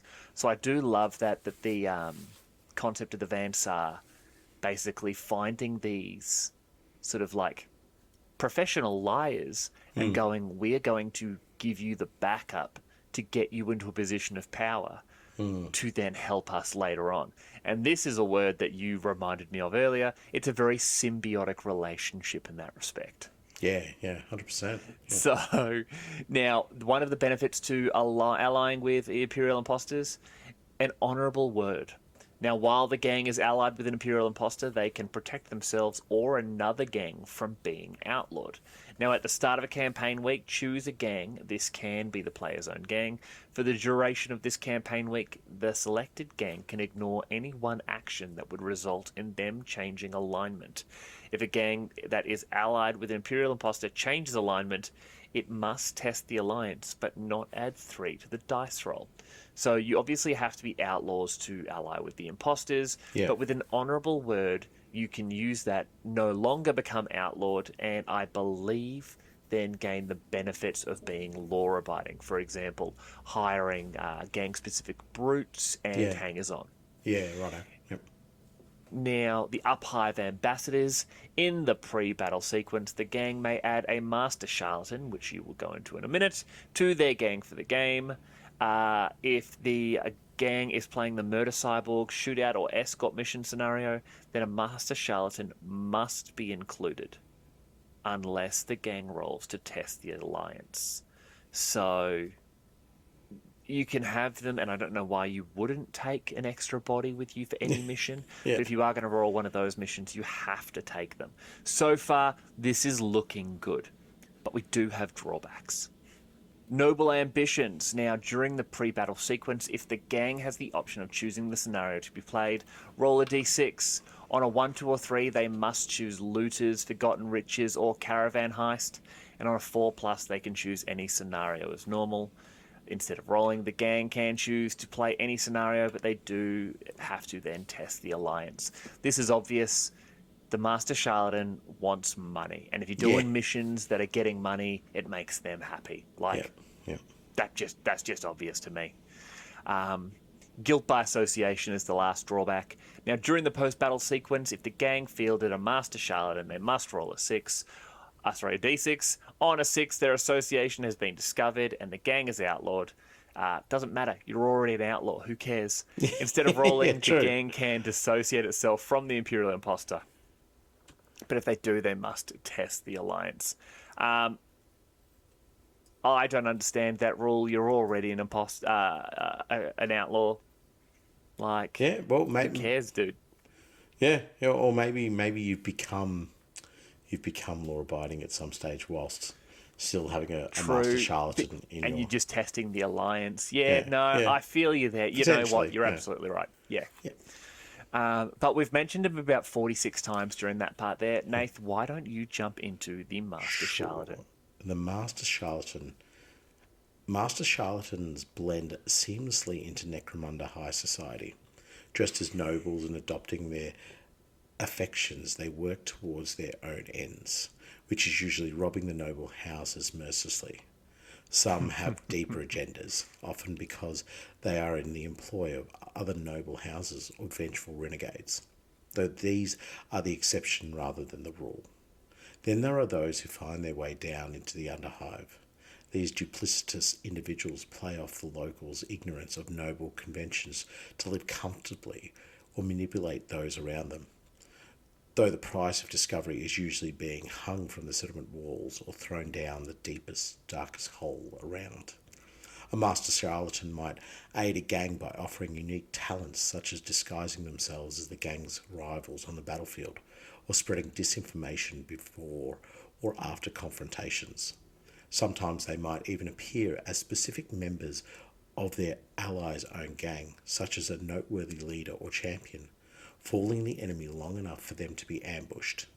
Should the master charlatan be revealed, they are still a deadly prospect to face, their lifestyle having afforded them a wealth of concealed weapons and war gear. So I never thought about them in the sense of going downhive, the dirty, dirty buggers. So they're just like, I have a pocket full of creds and the right way to manipulate the masses. I'm going to go live like an absolute king in the Underhive. People will think there's just a noble down here slumming it, and the only risk to me is getting caught, you know. And if you can keep, I guess if you can keep a cadre of people close to you well paid, they're always going to back you and be like, no, 100%, you know, noble Van Thaddeus has come down from the upper hive to simply get a better understanding of our life to make it better for them. And then Von Thaddeus is just, you know, treated like an absolute king. And these retainers, these close body retainers, get paid off handsomely. And so they never, ever betray the identity or the trust of this charlatan. So there's no chance of actually getting caught, you know. Well, they might not even know, though. Yeah, that's true. They've been hired above the, you know, the wall, and have been taken down as, you know, it's some rich kid wanting to slum it down hive. They know he's a rich kid because, you know, he met them in the fanciest, you know, tavern or canvassary up hive. Yeah, definitely. Yeah. But it's just deception all the way down. And that's all that's happening. They go down hive. They've got their fancy gear and fancy weapons and all that sort of thing. In reality, they're being used as a speed bump to stop anyone from up hive who's coming to get him, because he's going to say, you know, my family's enemies are going to try and stop me. So if anyone comes for me, you have to kill them. My family will pay you handsomely looking after me. And they're going, this is going to be our payday. You know, the Grimehouse militia comes down, a couple of them. Oh, we've come to get that man. You ain't taking him, you know. And it's while all the plebes are shooting each other. Was it Van Thaddeus? Van Thaddeus has you know, shot out the back door and is going to hire someone else. He rips off the mask, throws off the falsehood, and buys a cloak from the nearest marketplace. He's heading over to the Needle, or he's going to Rusttown because he's walking away with thousands of credits and is going, you dumb idiots. Yeah. And then just working. You could imagine that charlatan would try and work their way back up into the noble house, get the right amount of retainers around them who have total faith and trust in this particular individual, work their way back down into the Underhive, rinse and repeat the whole time, living like a king the whole time. I actually find that aspect of the Imperial Imposters I really dislike. I feel it's okay to fool and rob from the nobles because they kind of deserve it for their arrogance, even though they are Imperial nobles and they need to be treated accordingly. But to fool the Underhivers, to fool the scum, just feels really like that's a bit much. Like they've already got it so hard. Every day that they wake up is both a blessing and a curse. So why fool them even more? You know, why take from those who have nothing? I mean, Underhivers technically aren't people, so it's not lying. It's like when one of your kids says to you, "Daddy, do you know where my Halloween lollies went?" And you go, I don't know, Goblin Juve. And meanwhile, you're stuffing the packets of the lollies you've pilfered from his little Halloween bag into your pocket. Like, it's not a lie if you believe it. I believe that was an imperial saint, George Constantinos, who said that. But no, but that's the thing. They need to keep the lie going, and they would have layers upon layers of lies, Yeah. getting them from hive to hive, from settlement to settlement. Because at the end of the day, they know that life is only going to end one of two ways. They're going to die quick, or they're going to die slow. Yeah, definitely. Like, Definitely with a charlatan, like you, whether you decide to remain your entire life in the upper hive, and I guess we don't within the realms of Necromunda. Obviously, we talk about it within the Underhive because we want to see them relevant on the battlefields and within the gangs that we run with. But there may be master charlatans who never spend any time under hive. You know what I mean? It's all in the upper hive areas, and they are playing just as dangerous a game as those who decide to go down to the depths and slum it. Now, if you've got a master charlatan who plays both worlds, a little bit in the upper hive, a little bit in the underhive, mate, you are just making enemies left, right, and centre. You're begging for the bullet, you know, and it'll be probably one of the rare few times where there's just a rounding applause from both the upper and under hives, just like, yes, jolly good show. Yeah, we got him. You know, absolutely had it coming to you. So I really like the idea of the master charlatan in the upper hive, though. I think playing that life and maybe not necessarily, I can almost see a master charlatan not necessarily connected to like a syndicated Imperial Imposter criminal network. Maybe they have just simply stumbled into this position and they begin to, from there, they begin to sell secrets. They begin to formulate and cultivate relationships that they know they can take advantage of later down the track. I think that would be a really cool way to have an Imperial Imposter. Yeah. But Almost also, like a lone I wolf. love the fact that it specifically mentions that noble houses will sponsor Imperial Imposters into infiltrating other Imperial houses. Sorry, like the other noble houses. Like, you can just imagine the Yolante would be unleashing them against House Grime. Yeah. Or, you know, the Catalysts are just... Well, Catalysts wouldn't really use them because they're too busy catalyzing everyone. But, you know, yeah, these noble houses would also be... I can imagine importing these imposters, basically flying them in from off planet, where, you know, they're scammers, they're blackmailers, they're maybe Imperial intelligence officers, or maybe even just they've actively gone out to seek someone they can use, someone who has, you know, they have a bit of a likeness to old, you know, the King of the Co-Iron, because they're going to pass him off as a long-lost nephew or cousin or something like that. I think it's a very cool idea. Not to mention, it specifically states that they will often hide themselves as the noteworthy leaders or champions. Yeah, that's really cool. Yeah. With the was it the holochromatic fields and the falsehoods? Like, that is awesome. That is awesome. Yeah, I know. I'm totally down for that. That's something I wanted to mention as well. It's just the fact that they're like, okay, yes, we can provide you with the concept of us being a member of nobility, but I can also pretend to be you.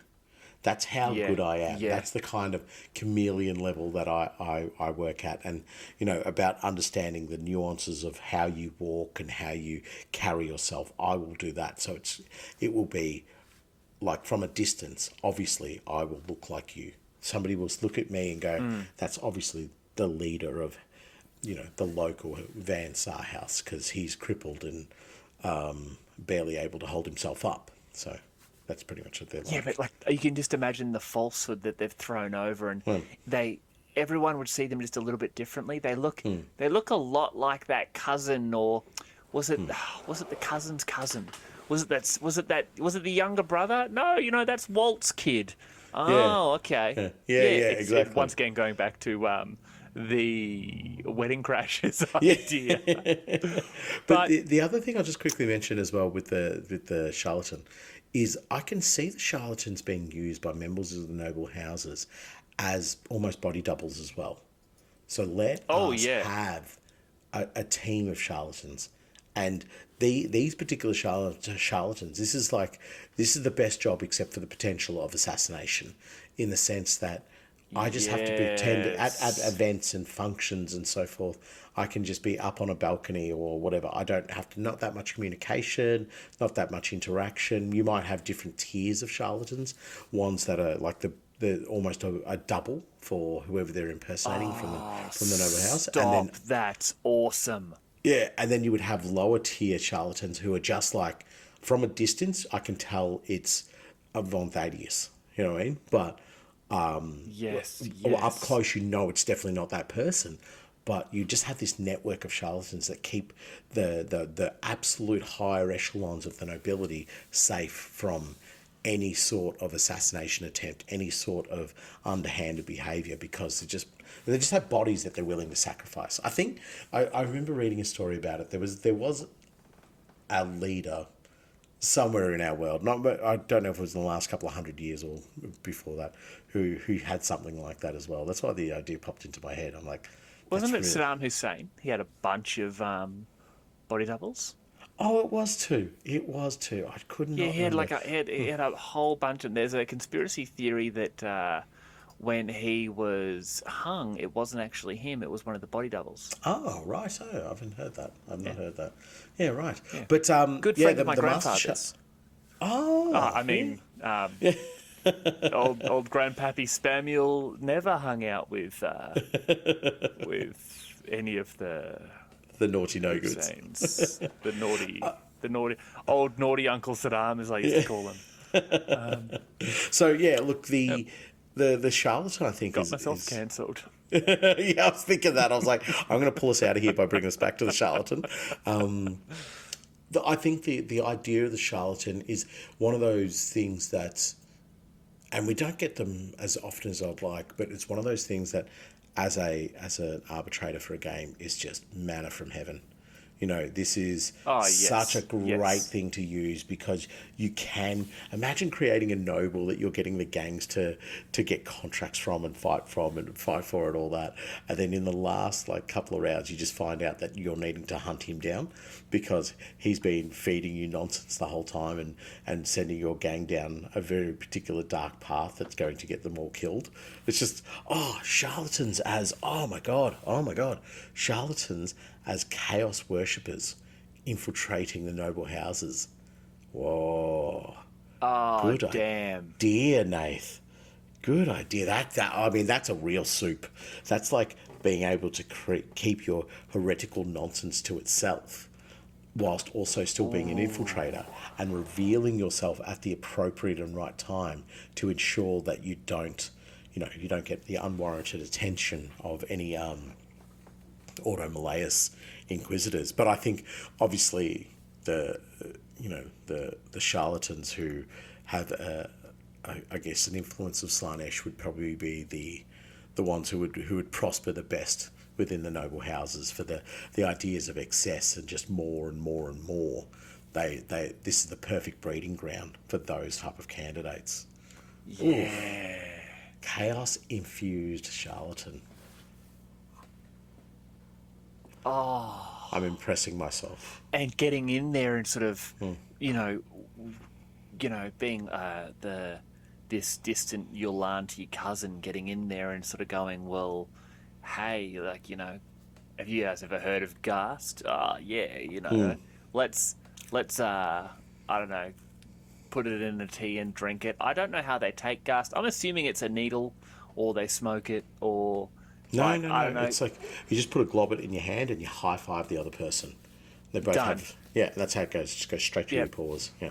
Let's slap some Gast. Let's slap some Gast. Yeah. That's the Gast, lingo, baby. Yeah, they slap some Gast, and all of a sudden they're worshipping Zinch, and great. I love that. I think that is an awesome idea. Just go slap some Gast with the cousins. Yeah. And now you've got yourself a Chaos Cultist band of nobles. Yeah, done. Chaos really Nobles. like that. I'm in. Chaos Nobles. I really like that. So the Master Charlatan is definitely not a slouch when it comes to equipment or ability. Weapon skill and ballistic skill of 3+ in both regards. It's great. 2 attacks, 3 wounds, standard toughness and strength. That's fine. Don't care about that. What I care about is a mixture of this equipment and the skills. So a Master Charlatan is armed with a needle pistol, a stiletto sword, 4 digi lasers, and is equipped with mesh armor, a hologrammatic field, and a falsehood. So just quickly have a look at that. In hand-to-hand combat, so the needle pistol, sidearm, stiletto sword, close combat weapon, plus the 2 attacks, plus then the 4 digi lasers. And digi lasers, I get it.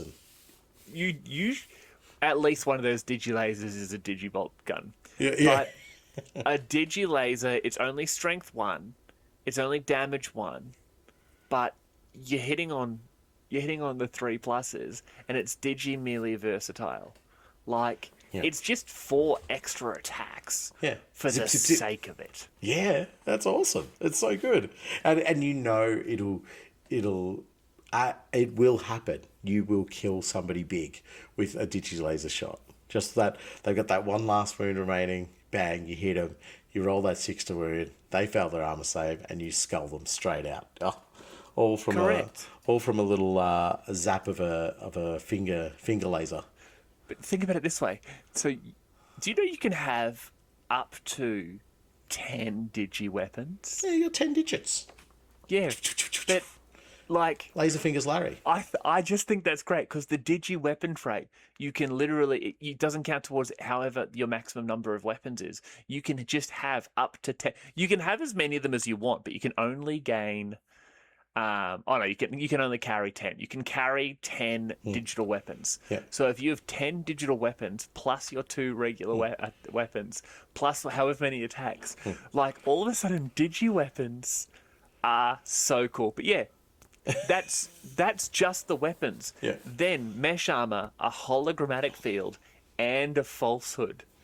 Like Yeah. You don't know me. You can't see me. Yeah. It's John Cena. Yes. Yeah. The John Cena of the Imperium is a master charlatan. God damn. And then, okay, so from that, we've also got the evade, infiltrate, and step aside skills. Infiltrate makes sense. Evade and step aside make absolute sense.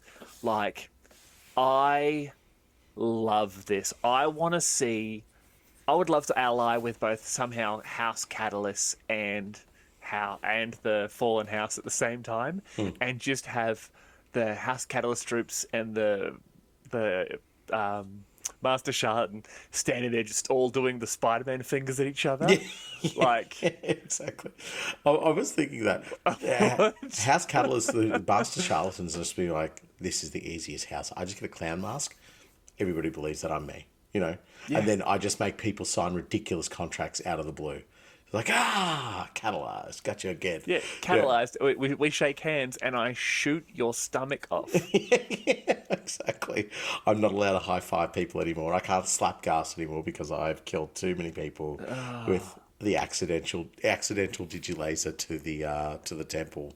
Just punching darts and slapping gas. Yeah. You know how it is on a Saturday night. That's got to be a t-shirt. Punching darts and slapping punching gas. darts and slapping gas. All right, done. Merch idea. Yeah. God. I love that. Punching darts and slapping gas.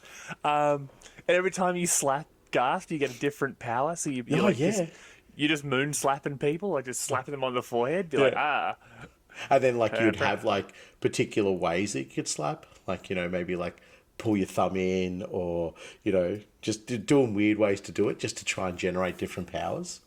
And it'd just be like, if you stand on one leg and slap some gas, it will definitely guarantee you fire breathing eyes. I know what I said. Fire breathing eyes. I know what I said. I can't turn them off. Just close your eyes, Cyclops. Right. You're just the worst version of Cyclops. Yeah.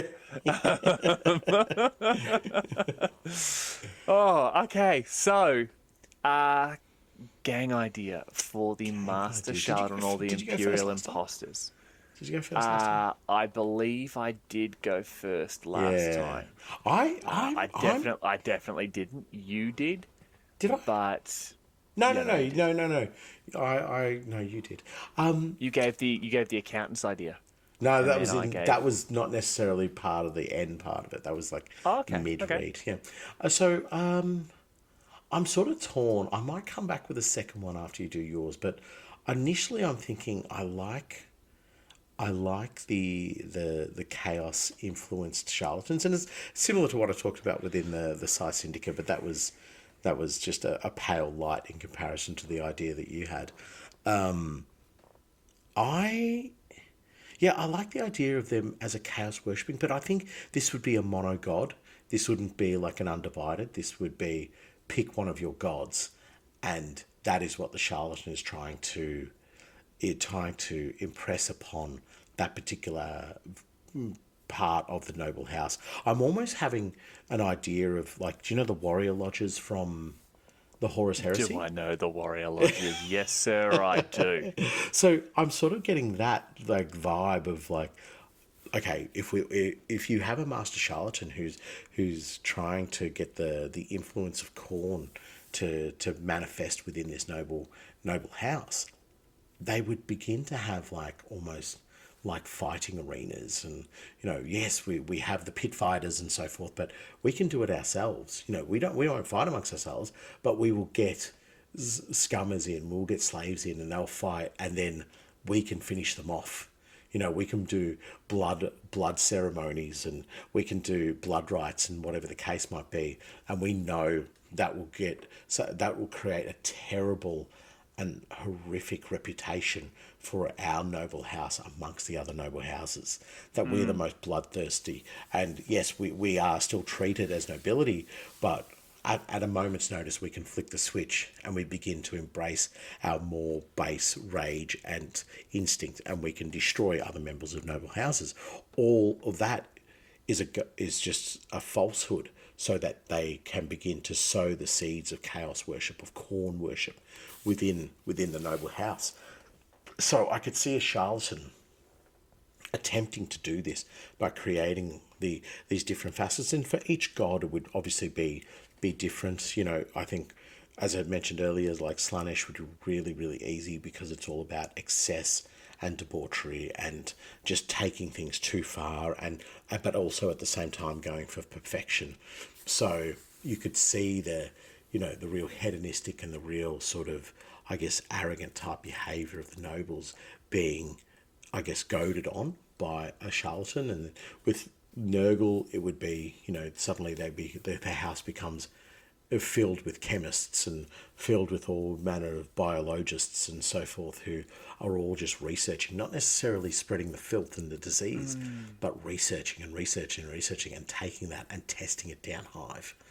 Just like unleashing these plagues, and they're just simply saying, okay, well, we're making the next best biological or chemical weapon in which to gain dominance within the ever changing sea of noble houses. All the while, it's an influence of Grandpapa Nurgle. So, and then there's Zinch, and Zinch would just be like, They just become huge nerds. Just change your shoes over. Just go from left to right. That's it. Oh, changer of ways. Oh, look at me. I'm so clever.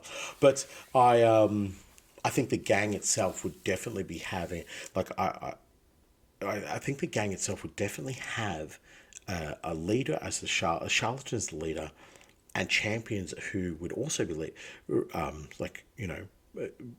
who would also be charlatans. But then I think the rest of the gang would be made up of support elements of what I was talking about before, where you would have people who are almost looking like butlers, you know what I mean? Like the footmen of these nobility. And so they'd still carry their rifles, they'd still have their blades and everything, but they're dressed very, very nicely. They need to give off that air that we work within the noble structure and the noble society.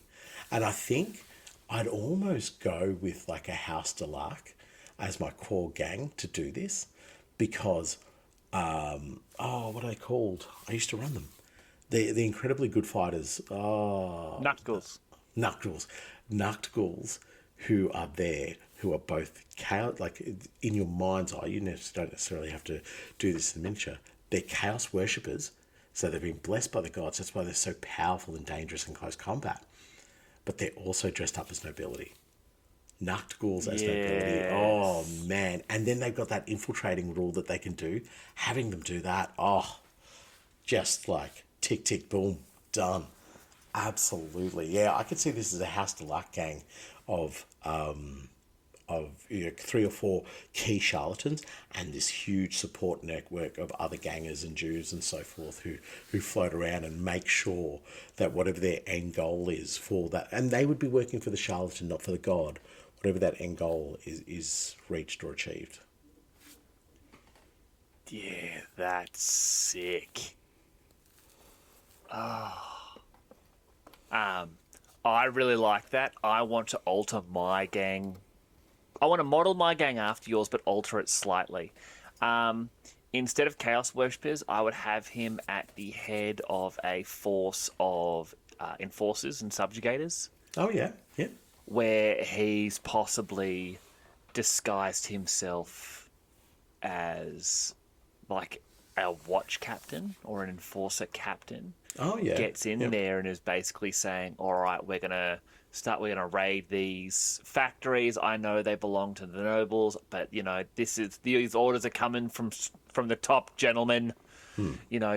Just throw on a little bit of authority because, as that great imperial saint George Constantinos once said, it's not a lie if you believe it. Yeah. And it also isn't a lie if you have the backing of an enforcer precinct.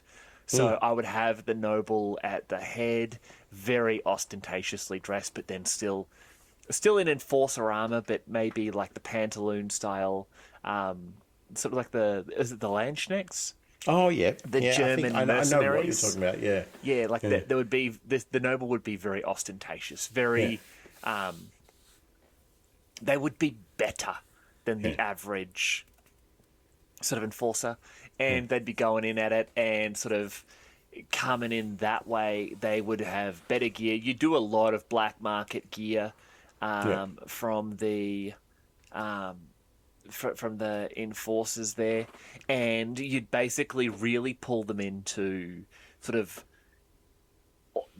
definitely taking down criminals, but instead of maybe arresting them, simply removing the leadership and then installing almost like a puppet master, putting a couple of enforcers there and saying, we're going to keep your business running because it's very essential, because it gets essential goods and services to the people, but we're just going to make sure we're going to curb your violence. And we're going to take a percentage of your income, obviously, and it's going to go to our captain because we need equipment, we need more recruits and that sort of stuff. And 6 months later, they're all looking around and being like, man, we sold a lot of drugs this quarter. Did you notice that? And like, there are a lot of criminals. Where's the captain?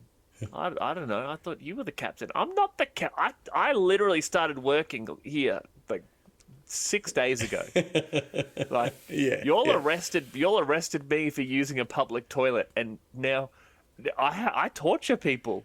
What is going on? And then the real enforcer captain comes in and is like, what the hell happened here? I see it as I'm down for that. That's really cool. So the charlatan is just like dips in for a couple of weeks, a couple of months, great, gains whatever they want out of it, and then is like, catch you later. Do you know what I mean? See you later. Someone else can clean this mess up. They could bounce into one of the gangs that they've now, brought into their service, and then suddenly this gang has a new member who's just like, one of the regular Joes. Eventually becomes the leader of that gang, gains money from that, and moves on. Gains money. I'm moves Jim's on. cousin. Pardon? I'm Jim's cousin. Yeah, exactly. I'm a prospect. You bought me in a couple of weeks ago. Yeah. Wait, did we? Yeah, and then you time it when the enforcers are going to be causing the most amount of disruption. You leave your enforcer gang, you join this other gang. Perfect. And you just like, they killed Jim's cousin. Yeah, there you go. I haven't seen him in so long. There you go. And you begin to stir the pot. It becomes an absolute shite fight, and then you're out of there. See you all later. All you Yeah. do then, you fake your death like Uncle Saddam, Yeah. and you just move on to the next place. Yeah. Yep. Yep. Yeah. Oh man, I like that idea. Uncle Saddam actually owns quite a few Starbucks franchises now. Does he? Does he now? I did think we were going to get, maybe we were going to get cancelled before. I think it's definite now. and all pushed by Starbucks coming after us. Just like, I want to see him dead.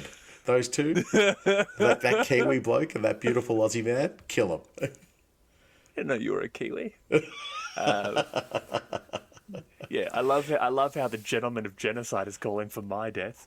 But Xenos no, is fine. that's exactly it. They would thrive in that chaos and just be like, "Yep, cool." And I've timed this raid perfectly, and I go into the secret room no one knows about. I throw on this enforcer armor that I've had stashed, and we are out. Let's go. Yeah. Yeah, Like exactly. it's that easy for them. I think the Master Charlatan, and particularly the one that you're talking about within your gang idea, would they'd just be so adept at thinking on their feet. I'm sort of, and I haven't even seen the movie, but I know enough about it. It's the Leonardo Crossroads starring Britney Spears. That's a wonderful movie. If you haven't seen it, that's your weekend. That's what you're doing, and then go see the. Sorry, did I tell you I finally watched Astartes? Oh, I was thinking about this the other day. I'm like, before we record one day, I'm gonna force you to watch Astartes. Okay, go on. What do you Yeah, think? it's not the topic of today's conversation, Nathan. No, what movie were you going to talk about? No. What do you think of Astartes? I haven't watched it. We're watching it after this. We're watching it after this. You don't have a choice. No, there's I can't think of the name of it. It's DiCaprio and Tom Hanks and Catch Me If You Can. Catch Me If You Can. Fantastic film. That's the way I imagine your charlatan being like. It's just like Yes, on the yes. go, every detail memorized, and just like thinking on your feet. Boom, boom, boom. Okay, next. Boom, boom, boom. Next, until you can get enough breathing room from your previous hostile situation. Yeah. Perfect. Yeah, that's Perfect. cool. That's really awesome. Right. Now, do we have another one? Or no, we only No, had two, that's it. didn't we? We've Oh, wow. finished all of them, yeah. So Yeah, look at us go. that is all of the criminal alliances. Now, Nathan, of the two we've discussed this evening, I don't even think I need to ask you, was Psi Syndica the favourite? Yes, Psi Syndica was the favourite. Yes. Yes. Psi Syndica was phenomenal. Yeah, I particularly like the Master Charlatan, but I think the fact that they impersonate Imperials, I hate that. And I think the Syndicate is just so 40k. It's so Necromunda. You know what I mean? It's so unique. Okay, so you like them the best there. What is your favourite criminal alliance of all of them? Is it still the Psi Syndica? No. I think my favourite out of everything we did was probably the Fallen House. Yes. Yeah, because the Fallen House was kind of just do what you will. Do you know what I mean? Do what you will Yeah. and go with it. And it does it better than what the Imperial Imposters are doing, because it's not just about maintaining a facade of legality for a period of time. It is about like we are going to become something better. You know, there's almost I say this very, very loosely. There's almost hope. You know, there's almost hope there. Well, with Lady Credo doing what she did, she obviously rounded up a lot of those rebel lords and then sort of said, join with me. You can be whole again. I'll give you back what was yours. She lied, but she did say it. She gave them hope. It was false. Now, That's right. I have to ask you the same question. What was your favourite from the episode between the Syndicate? Psi Syndica and then rebel lords. No, there's no two ways about it. Right. Like the rebel lords, followed closely You mean Fallen by House? cult. They're the Fallen Houses. Yeah, sorry. yeah. They're the rebel lords. Yeah. Followed closely by the cold traders. Yeah, the Cold Traders were really good. Very close. For me. Yep. No, definitely. They were very, very cool because they expand they expand Necromunda into something else. Correct. You know, when we start to talk out way outside the bounds of just the planet, which is, you know, always a bit exciting when it comes to Necromunda. So, No, I could not agree more. Well, we are finishing up this one here, but all of you, if you have listened this far, we have a little bit of an announcement. Now, what I want you all to do is have a little look into your future, with that giving us, with this episode being released, the next main episode coming out should really be popping in about Christmas time, I believe. I think so. The 27th. So we are going to adjust our schedule there for the next episode to come out a couple of days earlier. What that means is we are going to do a Christmas special. So what we want from you is letters, questions. What did we call it? An Ask Me Anything. No, yeah, but AMA, but it's because it's us. It has to be an AUA, an R. Us, an hour. Hour. So we're going to be doing an hour. So you 1 can hour ask of us, an hour. an hour of hour. You can ask us anything, and we want those letters. So we want you to send us, and what we're going to do, we email them to us, underhivelorekeepers@gmail.com. And in the subject line, just something along the lines of Christmas or AUA or anything like that. We will not read these until the episode. It's such a gamble, but yeah. It is such a gamble. It doesn't matter what it is. We will read every single one of them. No, can we make that commitment, Samuel? Nah, man. We will read as many of them as we can get done in an Right. hour. Okay. That's what I was getting at. Yeah. Yeah. we could have a 10-hour episode if we get inundated. Yeah, screw it. I got nothing to do that week. Yeah. Okay. But yeah, no, we will read as many as we can in an hour. Yes. We will not read them until the episode. And I'm going to go ahead and say that the letter that we get that either makes me laugh the most or makes me the angriest or Makes anything. us, you mean? No, just you? Just me. You're basically just here to stop me from swearing at the audience. Yeah. No, anything that makes us laugh the most, makes us the angriest, the most confused, or just we find to be the best letter, we will have a prize for you. We'll send you something Christmassy. We'll send you something Christmassy. It might just be a photo of me wearing nothing but a Santa Claus hat. You don't want that, folks. I've got that on my wall. It's not great. Yeah. Yeah, he's actually gotten that every Christmas since we started the podcast. But yeah, we will send you something, and we'll do the same thing for the Patreons. Done. Yes. Our Patreons, we will obviously have a second competition just for you, and it will be the exact same competition. So yeah, there's an opportunity to get something awesome and free and Christmassy. So Christmas letters and mini of the month competition, and please comments and reviews and likes and subscribes and all of that. I wouldn't be asking you for it if my wife hadn't made it very, very clear that this is something that is actually essential to our continued growth. So the comments, I didn't even know about that. Okay, comments is important. But also just remember, there's a poll coming up on our Patreon that we're going to do, and we want input. We want input. I'm not We going to don't reveal. want input. We do want input. We do want input. Sorry, I don't want input. Because... No, but the poll's going to be fun. Go. So if you're not on Patreon, please get over there and have a look. I don't want to reveal it just yet. I don't want to spoil the surprise. Plus, it's just we're working out a few little kinks in it. But get onto Patreon soon. Have a look at that poll. It's going to be fun. Jump onto our Patreon, like we said earlier. Even if you sign up as just a free member, you'll it still be costs part you of it. nothing, Yep. and you still get stuff from us each month there as well. Like the hobby diary is available to everyone, and we will randomly just drop competitions in there. And it's not just paid Patreons who are eligible for those competitions. It's anyone on our Patreon. And I believe we are at 79 paid members, which does bring us closer to me getting butt tattoo. So, yeah, someone reminded me, it was 71 paid members. Someone did say, hey, man, have you got the butt tattoo yet? I've actually also had a tattooist reach out and be like, yeah, if you want to come to Sydney, I will tattoo your butt. Right. He's also offering to tattoo your butt. That's,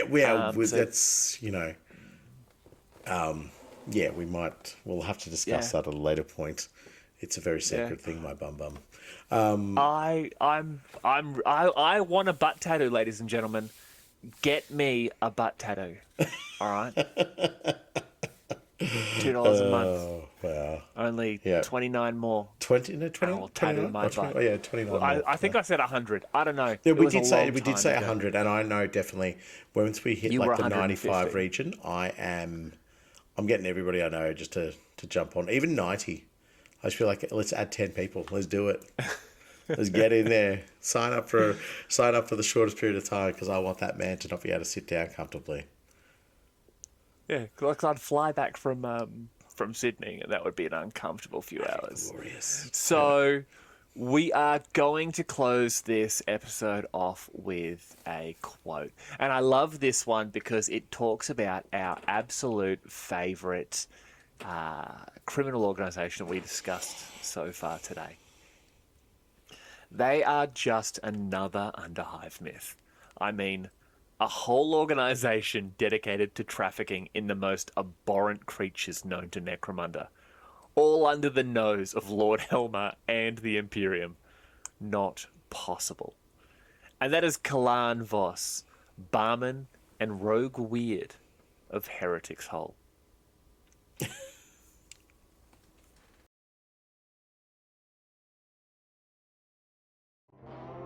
And as we are like to do after each episode, we read out the names of our Patreons. And usually we insult them. Or at least Nathan insults them. And I try to lift them up as friends, families, co-workers, people we love.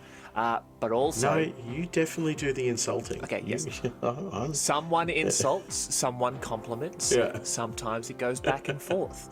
But I'm tired. I have a big day tomorrow. So I am, instead of being my usual, big sexy self, I'm going to try and do this as professionally, but also as quickly as possible. Right. So Nathan, okay. Let's give it a shot. You ready? Yep.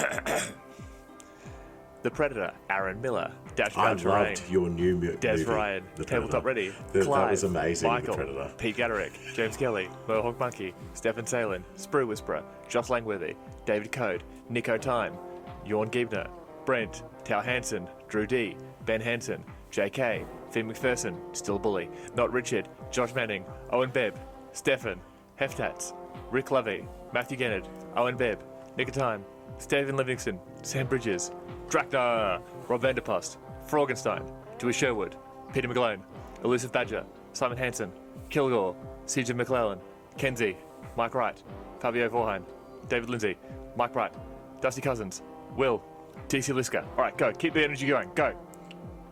Yeah, cool. So I don't have much to do tomorrow, so I'm just probably going to take my time with this.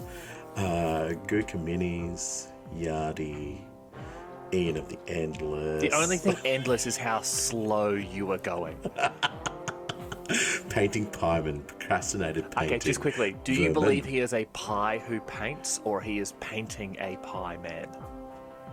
He's painting a pie man, and it'll turn into some weird abomination that he will unleash upon the world. Of course. Actually, have you listened to there's no other Taylor way about Swift's it. new album? Sorry. Totally irrelevant. Go, continue. Did I say Vermin? Yeah, Vermin took a Keikikonen, Family Geek, Dan S, triple whammy, the greater than the double whammy, Dr. Fishy, no. As opposed to, dentist axolotl, yes. Yeah. Dean Richards, Matthew Barron, Matt Cook, Josh Penfold, Ashley Kaufman, Ian Sinnott, Everett David Bradshaw, Charles Grant, Guillermo Castanera, Lord Bobbington, respect sir, Daniel Smith, Perp, Dean Richards, Ivan Bragg, Matty Poo, Matty Pa, Morskull, Alex Hart, Clayton Curry, Ted Mercer, Felipe Sampson, Wargamer in the Dark, From Somewhere, Alistair Z, Alfonso the Traitor, Simon Westlake, Chad Buttman, Lloyd Goldsmith, Jonathan Blake, Jordan of Great Scott Hobbies, High Builder, Tom Davies, Matthew David, Joe Bates, Stuart Wicks, Martin Mercer, Ed Strickland, Mike Stew Art, Whispering Fog.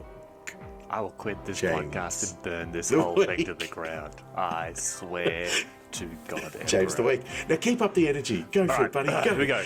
Garrett Sandstrom, Bo Stevenson, Nate M, Michael Levis, Kakuna UK, Dan, Josh Reynolds, Brian Byers, Cloud Rider Cultist, Necro Macho, Sebson Kennedy, Kelligator, Josh Reynolds, Grand Train, Treasy, Sandro Noblich, Dakar Matic, Life in the Ruins, Nicole, Justin Hawkins, Michael Stewart, Patrick Winter, Bella Malleus, Glenn Wilkinson Tuff, Roger Range, Silent Key, Daniel, Jason, Jimmy Marshall, Rob Hacker, Gardner Seekins, Josh Branvis, Scott N. Lehini, Axel1313, Eamon, Bo, Eric McKenzie, Boss Muppet, Tom, Todd Hoddle, Brad Gilliand, as opposed to Grab Gilliand, don't grab anyone, John Cochran, Sean Leary, Rob Knight, Joe Roberts, Craig Tuff, Jeremy, Kaylin Novak, James W, Vote for Pedro, Chris Vasiliades. All right, now don't screw us on this. I need you to keep this energy going. No, this is power. Go, power, energy. Power. Adeptus Aquinas, Damien B. Winterburn, Jeff Nelson, Christian Janich, NetSurfer73, Alex, John Baisley, Brum, Shogun, Dr. Toe, Bearded Dad Studio, Lost Dog, Adam Kapczorowski, 3 Ogres in a Trench Coat, Paul Walsh, Jason You're like Turner, a Gabriel Walkman Campbell. running out of batteries.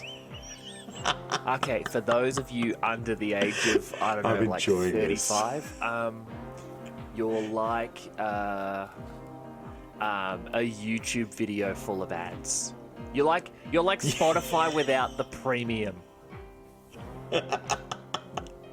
Oh, now you maybe lose track. Do you want me to go back to the start again? No, I know where I was. 3 Ogres in a Trench Coat.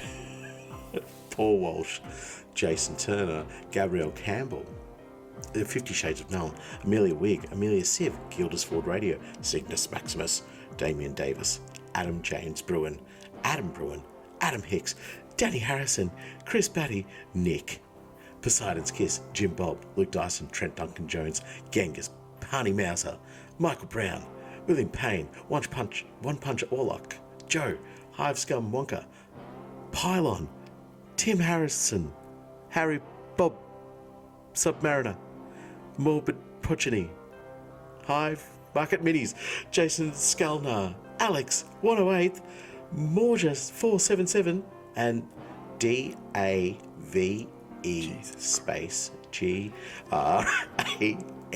Dave Grant. Alex Adams, Overlord Bleak, Kieran Hey, Sleet. energy. You know what? Hype. No, Come on, you're right. man. I'm letting myself down. I'm letting the listeners down. Here we go.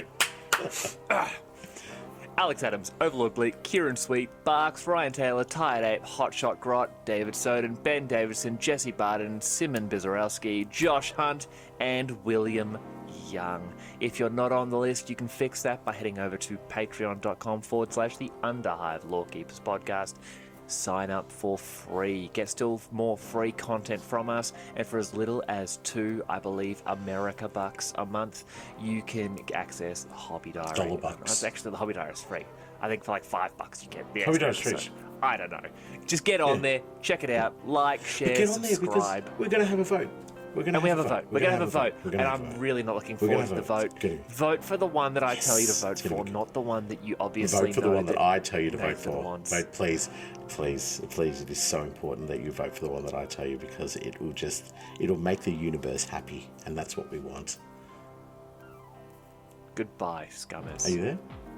Oh, bye, lovely audience.